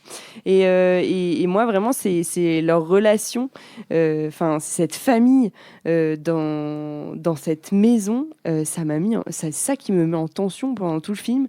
Cette maison horrible, immaculée, franchement, on a envie de se barrer en courant, vraiment tout le temps. Et d'ailleurs, la seule un peu bouffée d'air dans ce film, c'est bizarrement avec le personnage de l'amant de la débilose de mère, là, qui est donc le personnage de Tero, je ne sais plus comment ça se prononce, qui accueille un court instant Tinia dans sa belle maison qu'il retape avec son bébé trop mignon, Elmi, que j'ai renommé El Mignon, pour me mettre un peu de beau mot. Alors. El Mini. Voilà. Et finalement, c'est un peu le seul personnage normal, sympa du film. Avec, il y a aussi la coach sportive qu'on voit pas beaucoup. Oui. Et en fait, globalement, tous les personnages extérieurs à cette famille vont nous permettre de respirer. Donc c'est tout ça, je dis pas tout ça pour rien, c'est parce que je pense que dans la mise en scène, il y a un truc qui veut nous montrer que le danger ne vient pas de l'extérieur, contrairement à la majeure partie des films d'horreur, mais là, ça vient vraiment de l'intérieur de ce pavillon dans lequel la violence psychique se tapit, clairement, avec cette espèce de monstre du placard, du monstre sous le lit. Là, on a... donc, encore une fois, c'est gros sabots, mais il y a cette créature d'Ali qui fonctionne comme un miroir déformant de cette jeune adolescente et qui permet quand même d'explorer à travers ses actes de violence toutes les émotions refoulées de Tinia.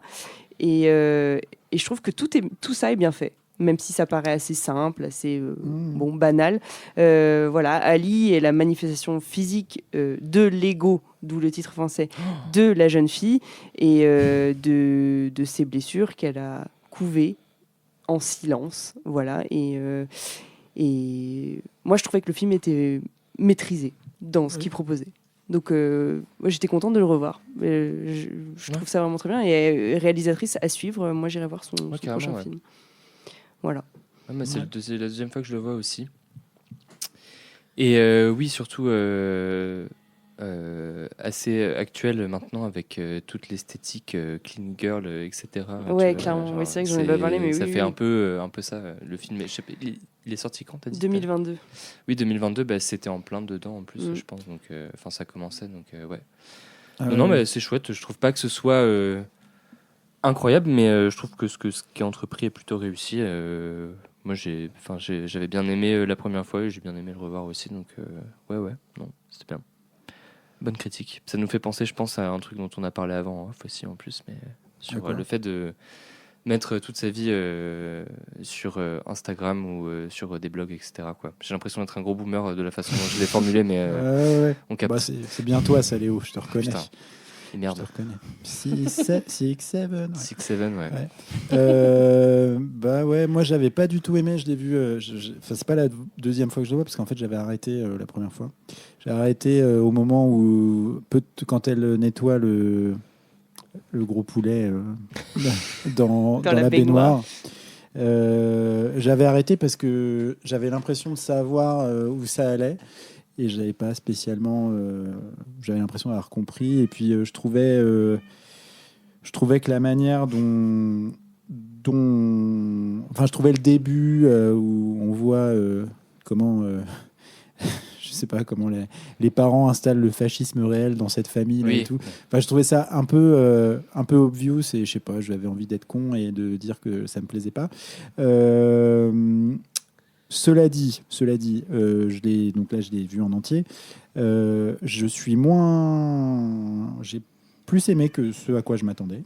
Non pas parce que on voit pas où ça va, parce qu'en fait on voit toujours où ça va, mais parce que tu l'as très bien dit. En fait, je trouve que c'est un film qui va à l'essentiel, ça va relativement au bout de l'idée initiale et c'est assez bien fait. Alors encore une fois, je trouve qu'il manque quand même des trucs. Je trouve que c'est un film, en termes de rythme et tout, c'est un peu bancal. On comprend pas très bien pourquoi on quitte la maison pour aller dans une autre maison. On comprend pas tellement ce mec là, Théro. On comprend pas très bien ce perso là. Déjà, je comprends pas ce qu'il faut avec la mère, et en plus, on comprend pas très bien lui, son intervention dans le développement je sais pas. Je trouve qu'il y a un petit problème avec tout cet arc là dans le film que je saisis pas très bien. Mais alors, est-ce que c'est pas justement ce fameux syndrome de j'ai une idée avec un symbole assez fort et tout ça, puis je veux l'étirer, en faire un film d'1h40? Peut-être, je sais pas. Mais en tout cas, bon, ça m'a pas autant déplu que ce à quoi je m'attendais. J'aime bien le fait que l'oiseau se transforme en gamine, en double de Tinia. Je trouve que ça, je m'y attendais pas en fait. C'est un peu ça qui m'a surpris. Je pensais que ça allait rester un gros poulet. Tout pourri. Et non, mais qui est bien, hein, qui est pas mal. Hein, il est bien. D'ailleurs, on le voit pas assez. Mais voilà, non, écoute, plutôt pas mal. Après, je trouve, encore une fois, tu l'as dit, un peu gros sabot dans sa manière d'amener le propos et tout. Mais non, plutôt cool en vrai. Oui, moi c'était la première fois que je le voyais. Je suis mitigée. Il y a vraiment des choses que j'ai vraiment bien aimées. Au début du film, justement, je trouve que la créature quand elle arrive, etc. Elle est vraiment bien faite. Et je me suis dit, c'est chouette. Enfin, franchement, en plus, ça va explorer quand même des choses que je trouve très intéressantes, notamment la question des TCA. Il y a toute une notion de béquet avec des fluides et tout. Ça, je trouve ça vraiment super. Et l'actrice, la jeune actrice, je la trouve incroyable. Enfin, elle arrive à tenir. En plus, elle tient 2 rôles. Enfin bref, c'est quand même vachement bien. Moi, je trouve que ça regarde du côté aussi du Cournot, donc on adore tout ça.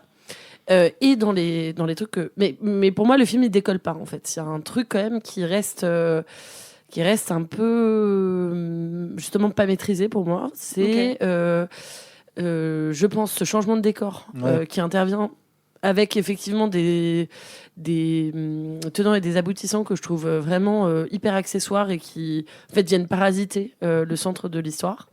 Même l'histoire de la voisine, enfin pour moi tous ces trucs là ça peut dégager vite.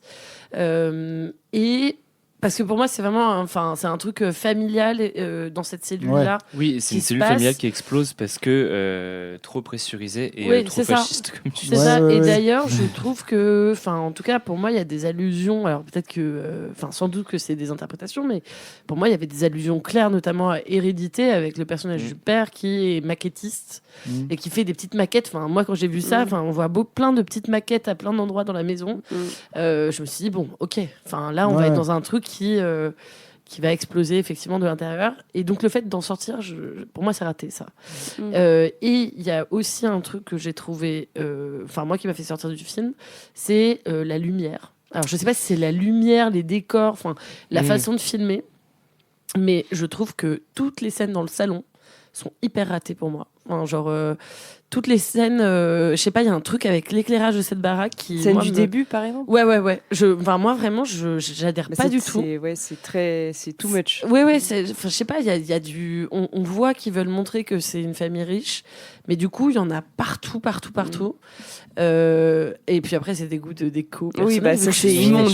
Pinterest, mais ce mélange entre les papiers peints bégonia énormes qui veulent faire victorien, époque victorienne, et à côté, les portes à galandage modernes, très Ikea, pour pas le nommer, je trouve ça horrible. Mais alors, ça peut être volontaire, tu vois. Mais du coup, je trouve qu'il y a un truc un peu entre deux. Oui, moi je suis d'accord, l'entre-deux, je pense que j'aurais bien aimé que ce soit plus contrebalancé, le côté irruption du désordre et du sale, en fait, dans ce quotidien-là. C'est pas assez loin, je trouve. Oui, exactement. Et je trouve que, enfin, le personnage de la mère est, pour moi, pas très bien écrit. Je trouve qu'il y en a vraiment des tonnes, quoi. C'est-à-dire que il y a rien qui vient la sauver. C'est-à-dire qu'il y en a des tonnes et en même temps. On n'a pas envie de la sauver. En même temps, on aurait envie que ça. Mais c'est ce que tu disais en fait. Pardon, je t'ai coupé, mais tu l'as dit juste avant.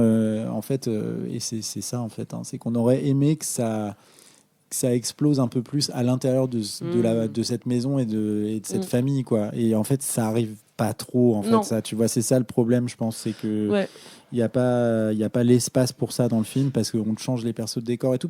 Un peu comme s'il y avait des scènes qu'elle n'avait pas voulu faire. Tu parlais d'Hérédité, mais tu vois, dans Hérédité, ces scènes-là, elles sont là. Quoi. C'est ça. C'est ça. Et la mère, non, mais juste pour finir là-dessus, pour moi, on ne doit pas adhérer évidemment avec le personnage, mais il y a des choses qui sont lancées qui ne vont pas très loin, notamment la cicatrice de la mère sur sa la cuisse. patineuse artistique. Qu'elle a. Et en fait, à la fin, il y a aussi un truc sur la cuisse. Donc moi, je me suis dit, oula, est-ce qu'en fait, on n'est pas dans un double, mais dans un triple, tu vois? Et j'aurais trouvé ça génial, par exemple.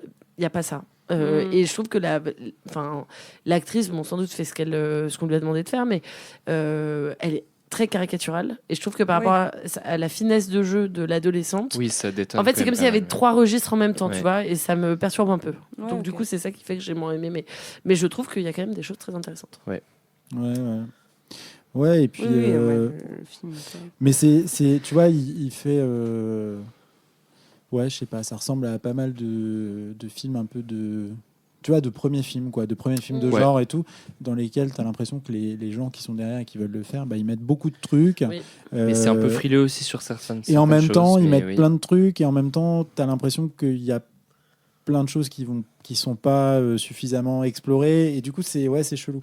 Moi vraiment je me pose vraiment la question de cette deuxième partie dans la maison de Thérault, qui vraiment j'ai du mal à comprendre qu'elle ait voulu mettre ça dans... Enfin tu vois, je trouve ça bizarre. Moi ce que j'aime bien avec cette partie et ce qui pour moi excuse les faiblesses du film, c'est que justement pour un premier film, moi souvent dans les premiers films de genre je suis frustrée parce que je trouve que ça va pas assez dans le trash, ça va pas assez montrer quand monstre il y a le monstre, ça va pas assez montrer du sang.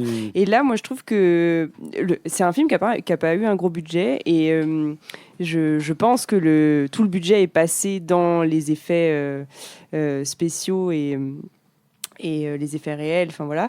Et moi j'étais contente qu'on nous donne ce truc-là. J'avais un peu l'impression d'avoir une petite carotte de regarde, on a fait un essai et voilà ce qu'on peut proposer. Là, on a fait une créature, on a fait un monstre, on a fait du vomi, on a fait un monstre qui mange du vomi.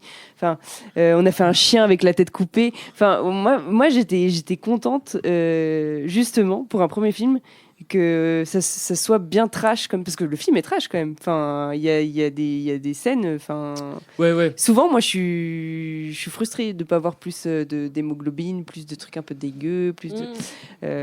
Enfin, le vomi, c'est voilà. Mais tu vois, moi, je trouve que pour moi, c'est un peu ça qui le sauve. Et je pense que la maison de Thérault est un lieu de décor qui contrebalance avec cette maison pavillonnaire que je trouve absolument horrible. Mais là, on arrive dans une maison un peu ambiance Amityville.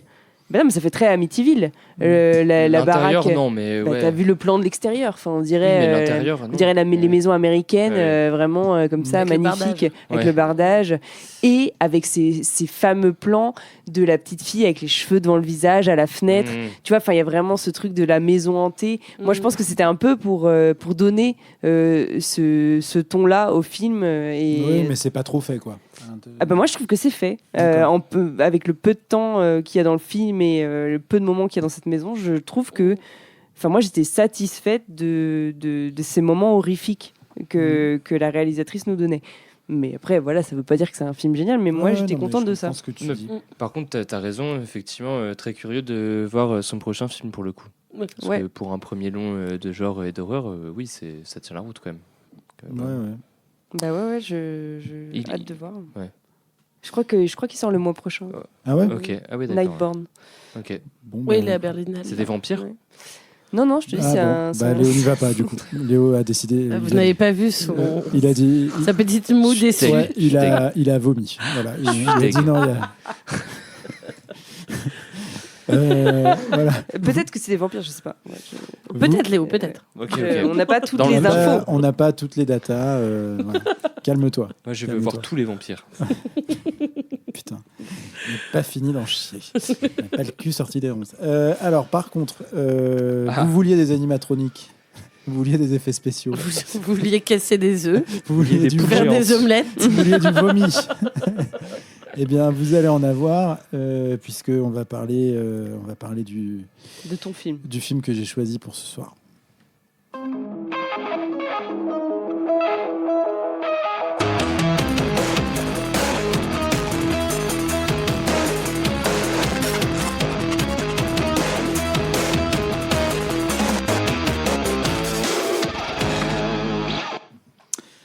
Moi, je vais vous parler de Godzilla, mais pas le bien, pas les biens. Je vais vous parler du seul et unique, le Godzilla de 1998 de Roland Emmerich. Voilà.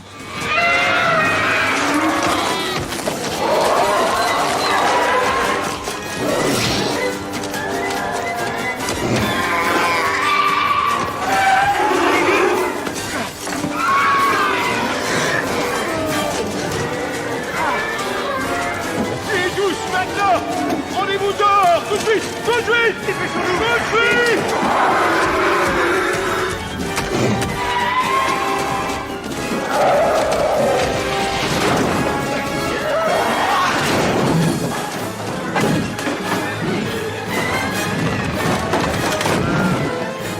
Fermez toutes les portes. Il faut qu'elles restent toutes à l'intérieur. Allez, vite, dépêchez-vous.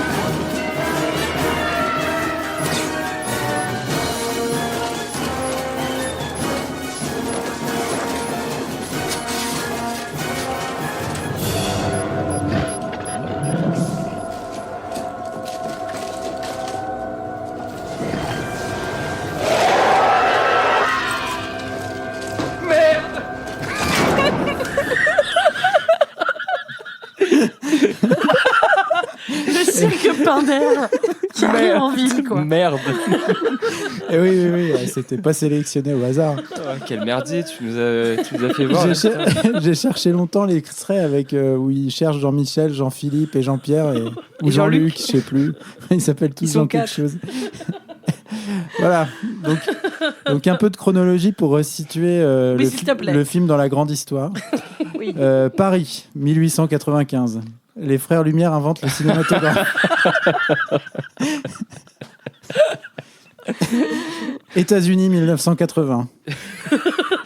Hollywood fait l'acquisition des droits auprès de la boîte de production japonaise Toho, hypothétiquement de mettre à l'image le kaiju mythique japonais Godzilla, incarnant tantôt la catastrophe atomique, tantôt une nature reprenant ses droits sur l'homme à l'origine de la catastrophe écologique. Un truc un peu deep. 92, la boîte de production TriStar, je sais pas comment on dit, fait l'acquisition des droits cette fois-ci. Et il paraît que c'est Yann de Bont, le gars qui a fait Speed et Twister, qui va se coller. C'est là que ça commence à merder. À l'adaptation. Et ok, pourquoi pas. 1996. En fait, non, les mecs, c'est Roland Emmerich qui va s'y coller, le zinzin qui a fait Independence Day juste avant. 1998, le monde entier peut donc apprécier le rip-off le plus éclaté de Jurassic Park, aux propos écologiques forts, sur fond de théorie du grand remplacement, sur une bande-son composée par un faux John Williams et portée par des personnages marquants, et surtout lavant la créature de la portée symbolique qu'elle incarne. Elle n'est plus qu'un gros dino poulet. Mais bon, c'est quand même avec le gars qui était dans Ferris Bueller. C'est lui qui a le rôle principal et surtout, Jean Reno. Voilà, donc Godzilla de 98. Donc, on n'a pas un bruitage coq là pour la France. La France. Vas-y Léo. Non, ça c'est Godzilla. Voilà, donc Godzilla au cinéma, c'est quand même, je sais plus, une cinquantaine de films, voilà, et donc tout un héritage culturel. Hein. Donc voilà, comme je disais, donc ça vient d'une culture, enfin en tout cas d'une habitude de fabrication de films japonaise, qui est le film de monstres, le kaiju, enfin le film de kaiju. Et Godzilla, c'est probablement le kaiju le plus connu, le plus célèbre, et qui incarne, comme je le disais, la catastrophe atomique dans un Japon qui a été marqué par la catastrophe atomique après la Seconde Guerre, enfin au cours de la Seconde Guerre mondiale. Donc voilà, c'est donc une liste de films tout à fait conséquente, des produits dérivés, mais tout ça très contrôlé par la Toho. Et puis il y a le Godzilla de Roland Emmerich qui fait pas partie en fait de cette du canon, voilà, qui a été renié. D'ailleurs, les fans ont décidé que le Godzilla de Roland Emmerich n'était pas le vrai Godzilla. Bon, moi je suis pas un connaisseur des films de kaiju. C'est pas, c'est un truc que je connais pas très bien. Peut-être qu'il faudrait que j'en regarde un petit peu plus. J'ai même pas vu les dernières adaptations, la même états-unienne en date. Mais voilà, donc pour moi Godzilla, ça a toujours été le film de Roland Emmerich et c'est triste. En tout cas, ce que je peux vous dire, c'est que les fans de la saga considèrent que c'est pas un vrai Godzilla parce que déjà, bon, il y a toute la symbolique et le sens que porte la créature qui est complètement absent du film, et puis surtout parce qu'il n'a pas, même d'un point de vue technique, il n'a pas les caractéristiques du Godzilla, qui est une créature normalement dont le pouvoir le plus important, c'est le souffle atomique, une espèce de cri. Quand elle pousse son cri, il y a une espèce de grand rayon qui sort par sa bouche. C'est un peu comme un tout. Pokémon. Ouais, bon, non, laisse tomber. Lola, là, vous avez le droit de mettre les commentaires méchants. Là. Voilà. Mais voilà. souffle atomique. Donc, ah oui, attaque, d'accord, ok. C'est comme une attaque, oui. Mais voilà. c'est vrai que déjà, Godzilla ne crie pas comme un éléphant, il me semble. Non. Oui. Ouais. Oui, non. Et on reconnaît aussi dans l'extrait des bruitages qui sont empruntés, je crois, à des créatures de Star Wars, j'ai l'impression. Mais, on dirait le cri de Yoda, en fait, quand il se bat contre Palpatine. Ah bon. Fait... Non, mais alors ça, non, justement, c'est le rancor et tout, là. Je crois que c'est d'autres créatures, mais bon. Enfin bref, il y a mais c'est un mélange. Ouais. c'est compliqué. Donc, je vais pas, pour vous résumer l'histoire, mais bon, il y en a. Ah oui, s'il te plaît. Voilà, mais bon, donc en gros, le film s'ouvre sur un générique assez long où on voit les essais nucléaires menés par Jacques Chirac en Polynésie française. Et on entend la Marseillaise. Voilà. Et on croit comprendre à ce moment-là que vraisemblablement il y a des lézards et des œufs de lézard qui auraient été contaminés par les retombées radioactives de ces essais nucléaires. Et on imagine que c'est de là que vient Godzilla. Et puis Godzilla est français, donc. Voilà. Fierté. Voilà. Cocorico. Fierté française. Voilà, donc toujours important de raconter, d'avoir le message écologique le plus fort dans ton générique d'introduction, parce que comme ça, on est sûr que c'est torché et qu'après, on va pouvoir faire que de la merde. Voilà. Donc là, c'est voilà. Et donc après, on va suivre.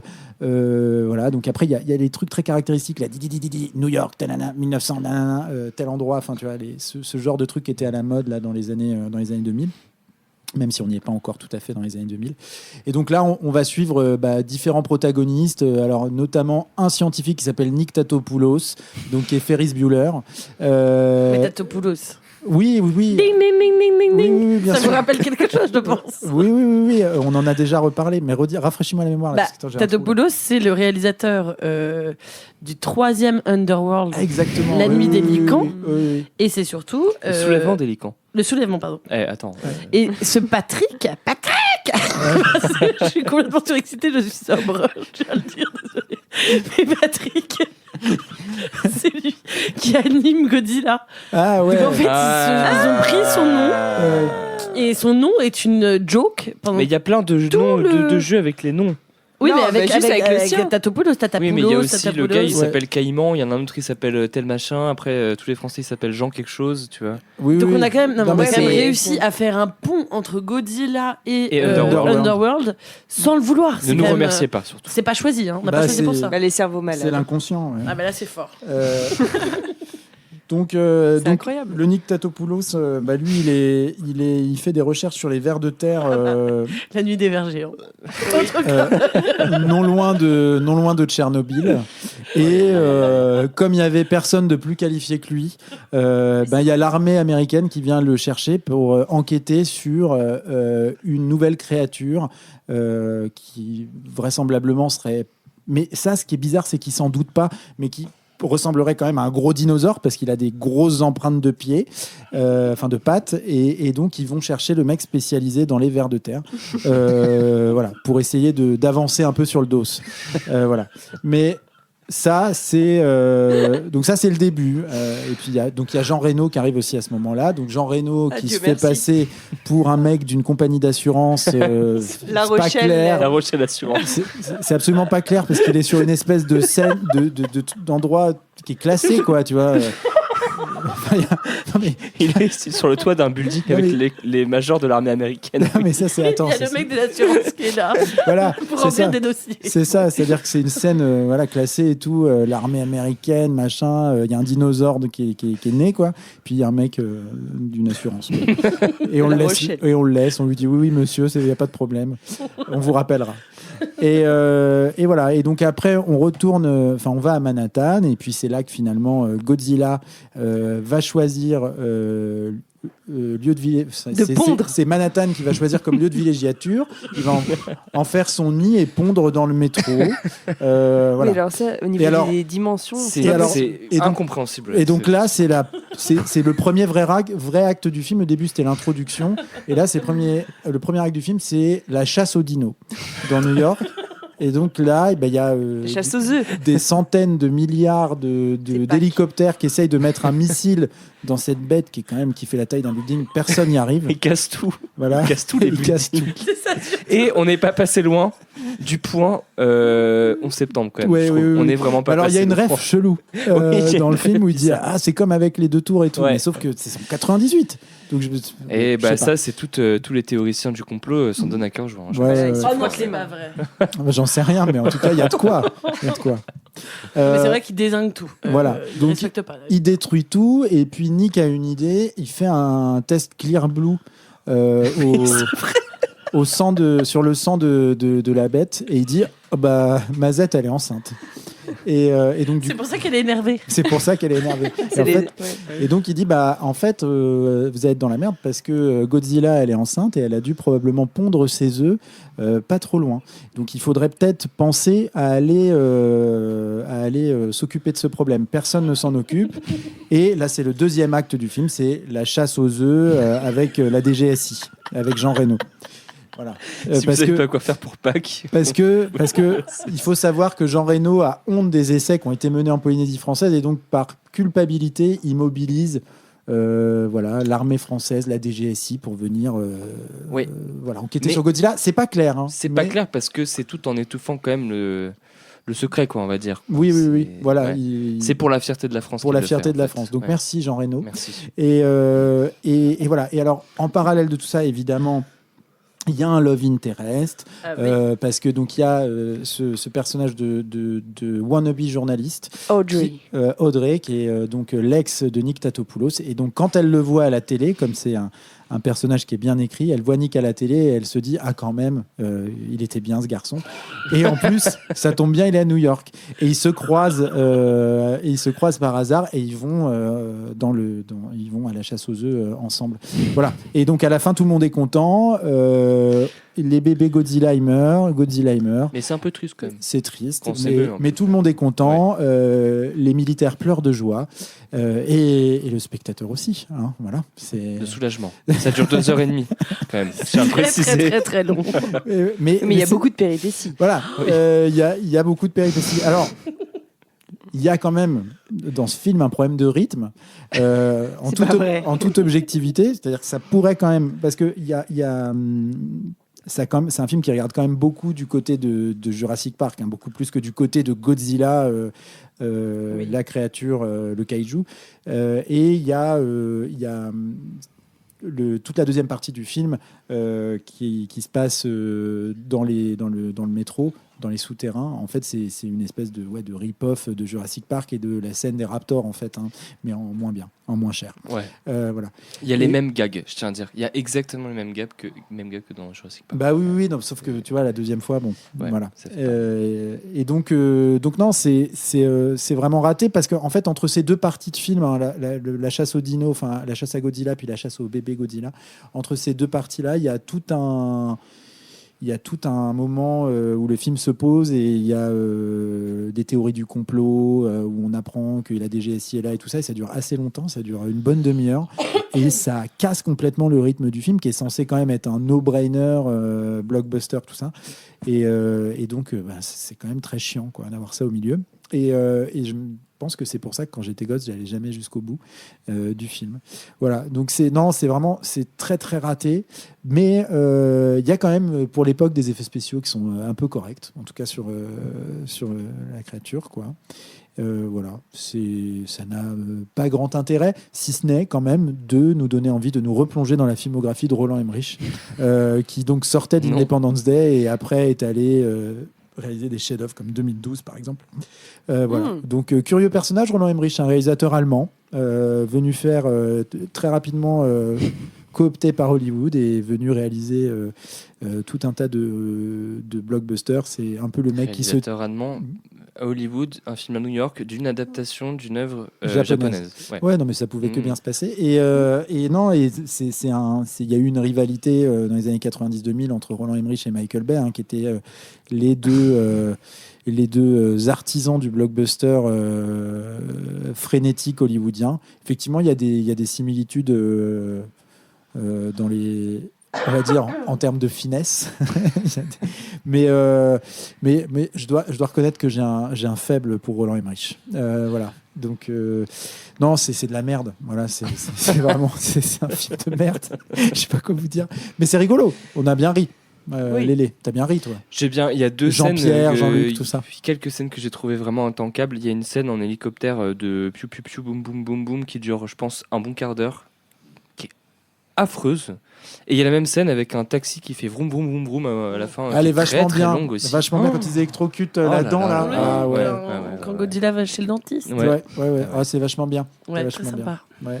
Oui, non, mais moi je suis d'accord, j'ai pensé direct, je me suis direct dit, mais c'est Jurassic Park en vraiment gaze, quoi, c'est nul. Hein, Et la fin dans le stade, c'est les scènes où les gamins se planquent des raptors dans Jurassic Park, c'est les mêmes gags, c'est la même chose.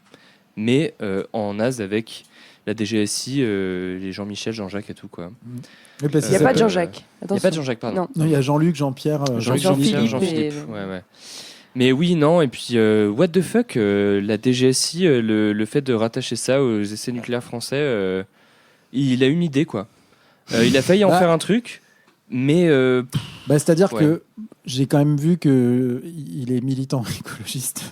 Ça se voit pas de fou en vrai. Pour lui, mais... c'était très important de rattacher Godzilla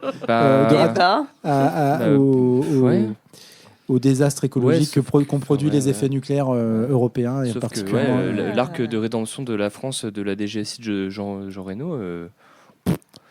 Il part avec la VHS à Level Opéré. Ouais. Et voilà, c'est tout.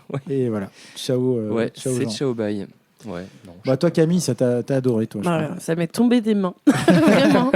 Non, parce que je l'ai regardé sur mon ordi et ça faisait longtemps que j'avais pas vu un film qui me donne vraiment l'impression de devoir faire un devoir que j'ai pas envie de faire, quoi. Et vraiment, je l'ai regardé en 6 fois, je pense. Et c'était, mais effectivement, il y en a pour l'argent. Enfin. Oula, on en a pour son argent. Je me suis dit quand on a 10 ans et qu'on y va avec les parents et les copains manger du popcorn. C'est long, 2h20, mais c'est ressenti, je sais pas, 4 heures, quoi. Enfin, il se passe plein de trucs, machin, il y a plein de personnages et tout. Moi, ce que je trouve incroyable, c'est la ville de New York qui est vraiment pas respectée. Enfin, ils s'en foutent, quoi. Oui, il y a aucun discours. C'est moche. Ils disent juste, non, pas l'Empire, pas le Chrysler Building. Bon, ils pètent le Chrysler Building. Et ils pètent des monuments historiques de New York. Oui. Et je dois dire que au bout d'un moment, ce que j'ai trouvé insupportable, c'est les allers-retours poste de commandement et homme sur le terrain. Oui. Parce que ça, je pense que ça arrive 18 fois dans le film. Oui. Et j'ai eu quand même 2-3 fous rires quand il y a eu parce qu'au bout d'un moment, moi, je pense que même les acteurs étaient pris en otage. Il y a une scène où grosse séquence sous-marine, machin, dans le Hudson River, j'imagine, où quand même on perd des hommes dans un sous-marin explose et tout ça, donc je sais pas, c'est un truc choquant, quoi. Et la réaction du commandant, vraiment, je l'ai noté dans le carnet, c'était vraiment fou rire parce que il fait juste un truc comme ça, genre en mode c'est voilà, quoi, c'est fait. Je dis là, non mais c'est pas possible, même eux ils en ont ras le bol, tu vois. Mais tout le monde est nul à chier dans ce film aussi. Stratégies, c'est tout le monde est mauvais. Très c'est non. En fait, ils se rendent compte qu'ils n'arrivent pas à le cibler avec des missiles parce que. Au bout de la 15e fois. Parce qu'il est trop froid. Mais ils ont déjà pété 15 immeubles avant. Non, mais surtout que même s'il est froid, je veux dire, à la limite, il est tellement gros que tu n'as pas besoin. Ah non, ça passe. Mais non, je sais pas, ils font exprès de louper. Et l'insulte cinématographique continue vraiment à la toute fin du générique parce que, déjà, il y a une scène, effectivement, où on est censé être un peu triste peut-être pour Godzilla, on ne sait pas pourquoi. Parce qu'on n'avait aucune empathie pour l'animal jusqu'à sa mise à mort, où là il y a 2-3 violons avec la pluie, mais alors vraiment des torrents de pluie. Son petit œil qui se ferme comme ça. Mais je sais pas si vous avez réalisé les hectolitres qu'il fallait en eau. Ils sont, j'ai jamais vu ça, une pluie au cinéma où on ne voit aussi peu ce qui se passe derrière. Enfin, je sais pas, tout le budget était là-dessus, j'imagine. Et dans le générique, ça continue la bousinerie avec quand même un morceau signé, c'est Cachemire. Signé P. Diddy. Ouais. Et Jimmy Page, l'histoire m'aura appartenu. Et le feat des enfers. Et ensuite, il y a une reprise, ou plutôt une insulte de Heroes par The Wallflowers, illustre groupe que personne ne connaît, qui est, mais j'étais là, genre, c'est pas possible, quoi. jusqu'au bout du bout. Ça s'inscrit dans la grande tradition du film du début des années 2000, hein, avec la reprise rock néo-metal d'un classique rock. C'est dramatique. C'est de sombres années, hein. Mais j'aime bien m'y replonger de temps en temps. J'aime bien. Toi, Lola, ça t'a rappelé ton enfance aussi? Oui, mais moi surtout, je me suis demandé, mais où est Christian Clavier en fait? Ouais. En 93, on avait vu ce duo magnifique dans Les Visiteurs, quoi. Enfin, pourquoi en 98, Roland Emmerich il jouait un bébé Godzilla. Voilà. Il est dans un des œufs, apparemment. Dans un des œufs. Mais non, j'ai pas grand chose à rajouter, si ce n'est que moi j'avais noté que donc pour la prononciation quand même en japonais c'est Gojira et donc le groupe métal, le groupe de métal français, le groupe métal. Non, Gojira qu'on connaît, qui est né en 96, s'appelait à la base Godzilla pour la créature japonaise. En hommage à Roland Emmerich. Non, et figurez-vous qu'à cause de Roland Emmerich, ils ont dû changer de nom parce que Emmerich en 98, donc 2 ans après la création du groupe, il a fait une franchise de Godzilla et du coup ils n'ont pas pu garder ce nom-là. C'est pour ça qu'ils sont retournés vers le mot originel de Gojira. Et voilà, j'avais noté ça, je trouvais ça intéressant. Petite cocorico. Voilà. Mais non, sinon, moi comme Thomas, j'ai pas vu le film de C54, je crois. Malheureusement, je l'ai pas vu. Je vais peut-être le regarder. Il y en a. Oui, mais l'original. Voilà. Et j'avais vu que celui-là, donc c'était un peu ma référence de Godzilla. Donc au secours. Et oui, là, en le revoyant maintenant, c'est complètement vidé de tout sens historique ou politique. Enfin, c'est vraiment mauvais. Hein. Et puis c'est encore un énième film où les ricains sont les héros en faisant des caricatures des étrangers qu'ils amènent dans leur film, à savoir les Français. Bon, c'est pas. Et puis voilà. Enfin, moi, je trouve que ça fait film avec qui expriment des peurs xénophobes quand même. Enfin, il y a un truc. Bon, voilà. Après, je sais pas si Roland Emmerich a pensé jusque-là. Sans doute, ce sont des peurs inconscientes, mais je me suis dit waouh. Ouais, mais il y a aujourd'hui, des blagues, ça résonne quand même. Il y a des blagues sur les croissants et tout. C'est pas quand même ça. Non, mais il y a des blagues sur qui vont nous remplacer en se reproduisant. This is not coffee, this is America. C'est des trucs. Moi, je trouve. Oui, et puis il y a une peur aussi. Before it was cool. Hein. Ouais. Il y a aussi une peur de la fluidité, je pense, des genres, parce que il y a quand même toute une info sur Godzilla qui est en fait hermaphrodite. Oui, mais ils disent asexuel. Je pense qu'ils utilisent des mots qu'ils comprennent plus. Là, c'est genre. Ils disent quand tu fais le clear blue. Là, c'est l'oncle dit. Effectivement. Cette scène d'aller chercher dans un petit délit. Genre un 7-Eleven. Des trucs de Clear Blue là. Je dis mais c'est pas possible quoi. Enfin, c'est vraiment les mecs qui connaissent rien quoi. Enfin, c'est la honte. Ils mettent ça dans le sang en plus. Vous vous rendez compte quand même du niveau du truc. Hein. Bon. Ouais. C'est. En plus, je comprends pas comment Godzilla enceinte peut manger du saumon cru. Ah bah oui. Excusez-moi, mais il y a un problème. Très bien. Normalement, c'est pas bon.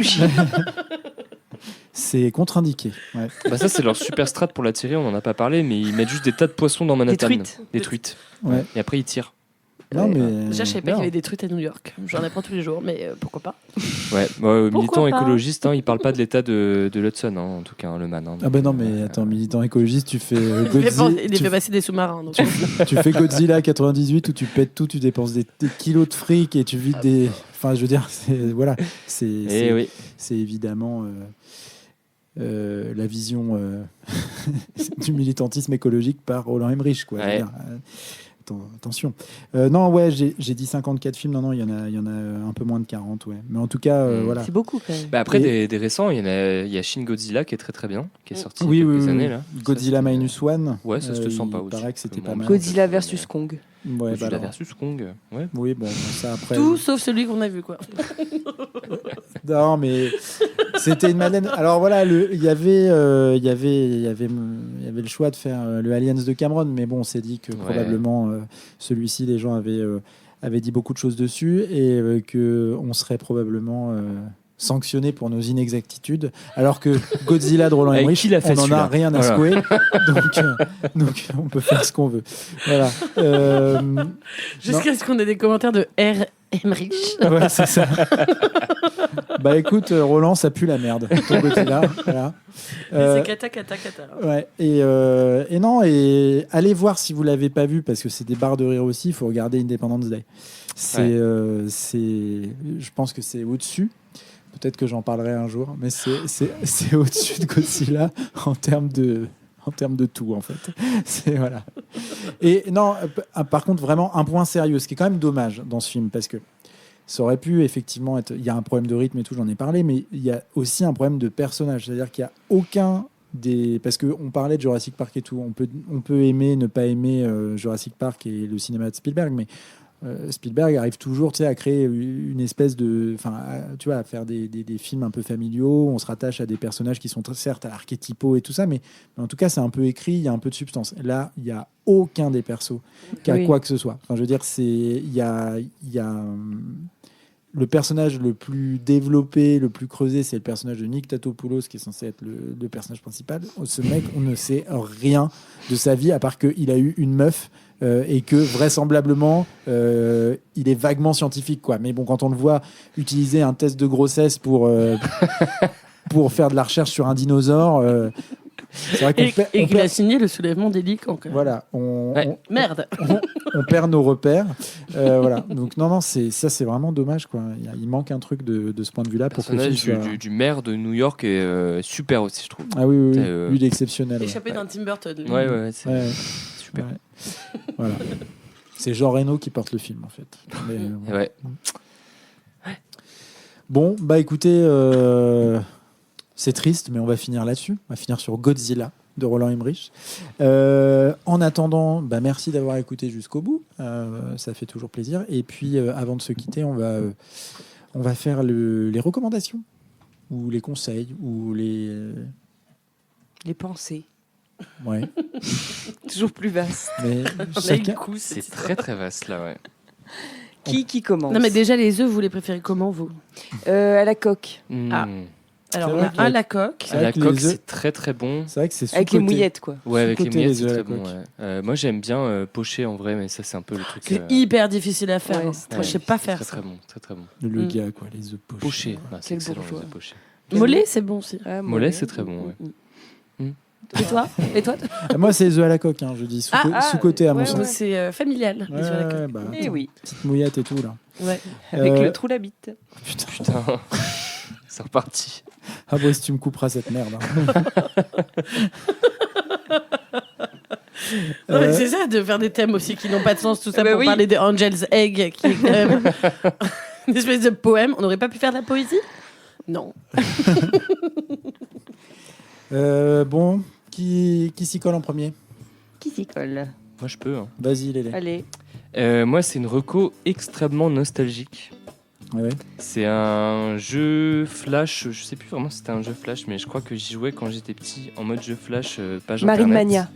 Non, c'est Samorost. C'est un jeu qui est développé par Aminata Design et il est dispo gratuitement sur internet. Et en fait, c'est un espèce de point and click énigme avec un petit personnage sur une planète perdue qui doit retrouver son vaisseau pour partir. Il me semble que c'est ça l'histoire. Mais c'est vraiment comme Marine Mania.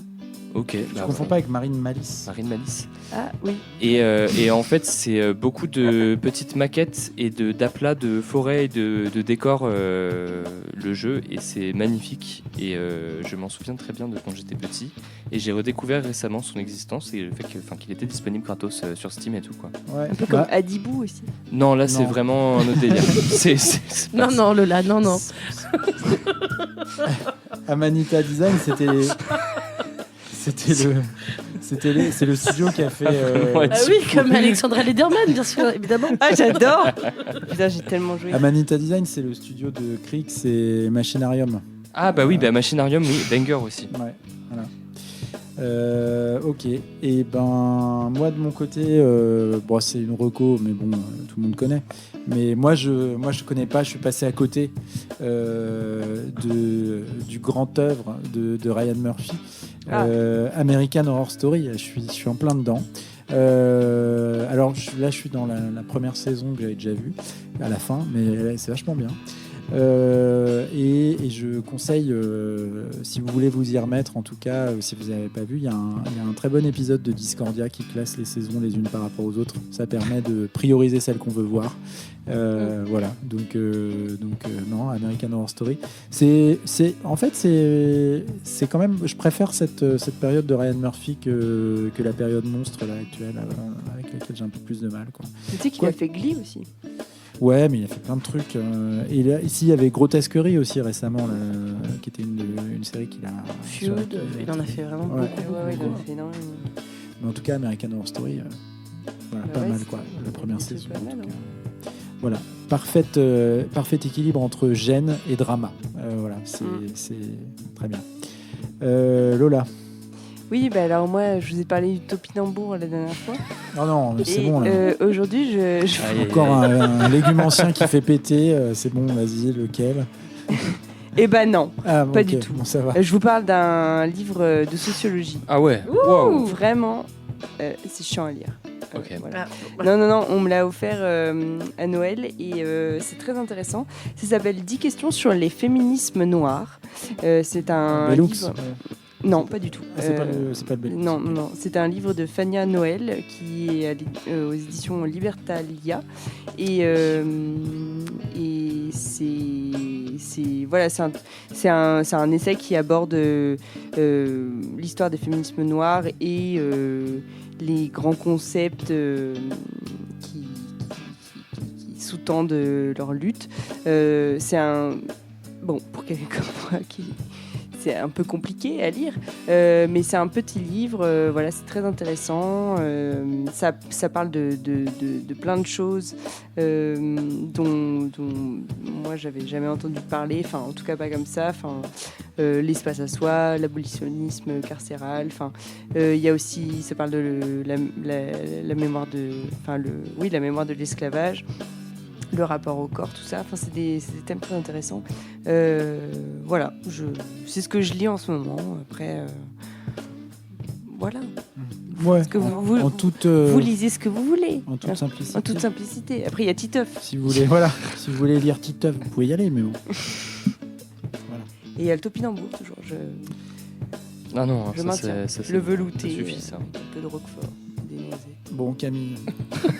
Oui, alors moi, dimanche dernier, enfin, vous savez, c'était pas dimanche, mais bref, j'étais à un concert où j'ai vu en première partie du concert un groupe de cold wave français, très connu dans les années 80, qui s'appelle Casse Product, mené par une chanteuse incroyable qui a fait un slam, c'est comme ça qu'on dit ?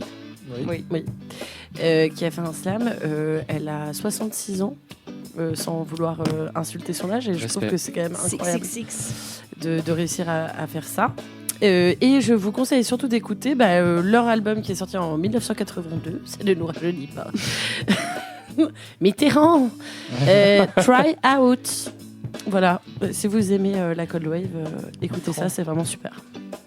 Voilà. Ah ouais, Try Out de Casse Product. J'ajoute. Oui. Eh ben oui, voilà, on ajoute. Et d'ailleurs, vous aussi, ajoutez l'horreur du dimanche. Oh, ah oui. C'est subtil pour une fois. Eh ben oui.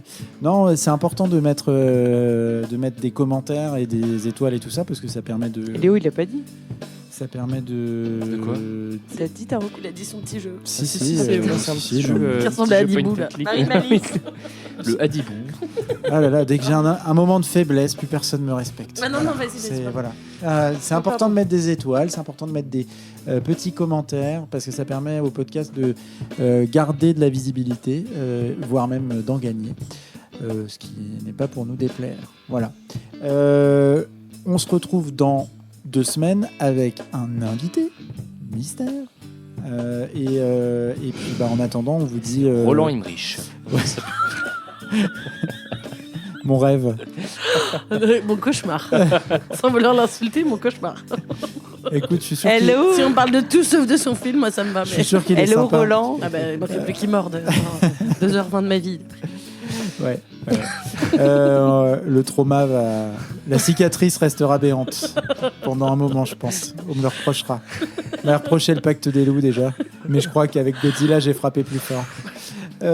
Ok, merci. Et puis, on vous dit à dans 2 semaines et des bisous quoi. Oui. Ciao. Bisous. Ciao.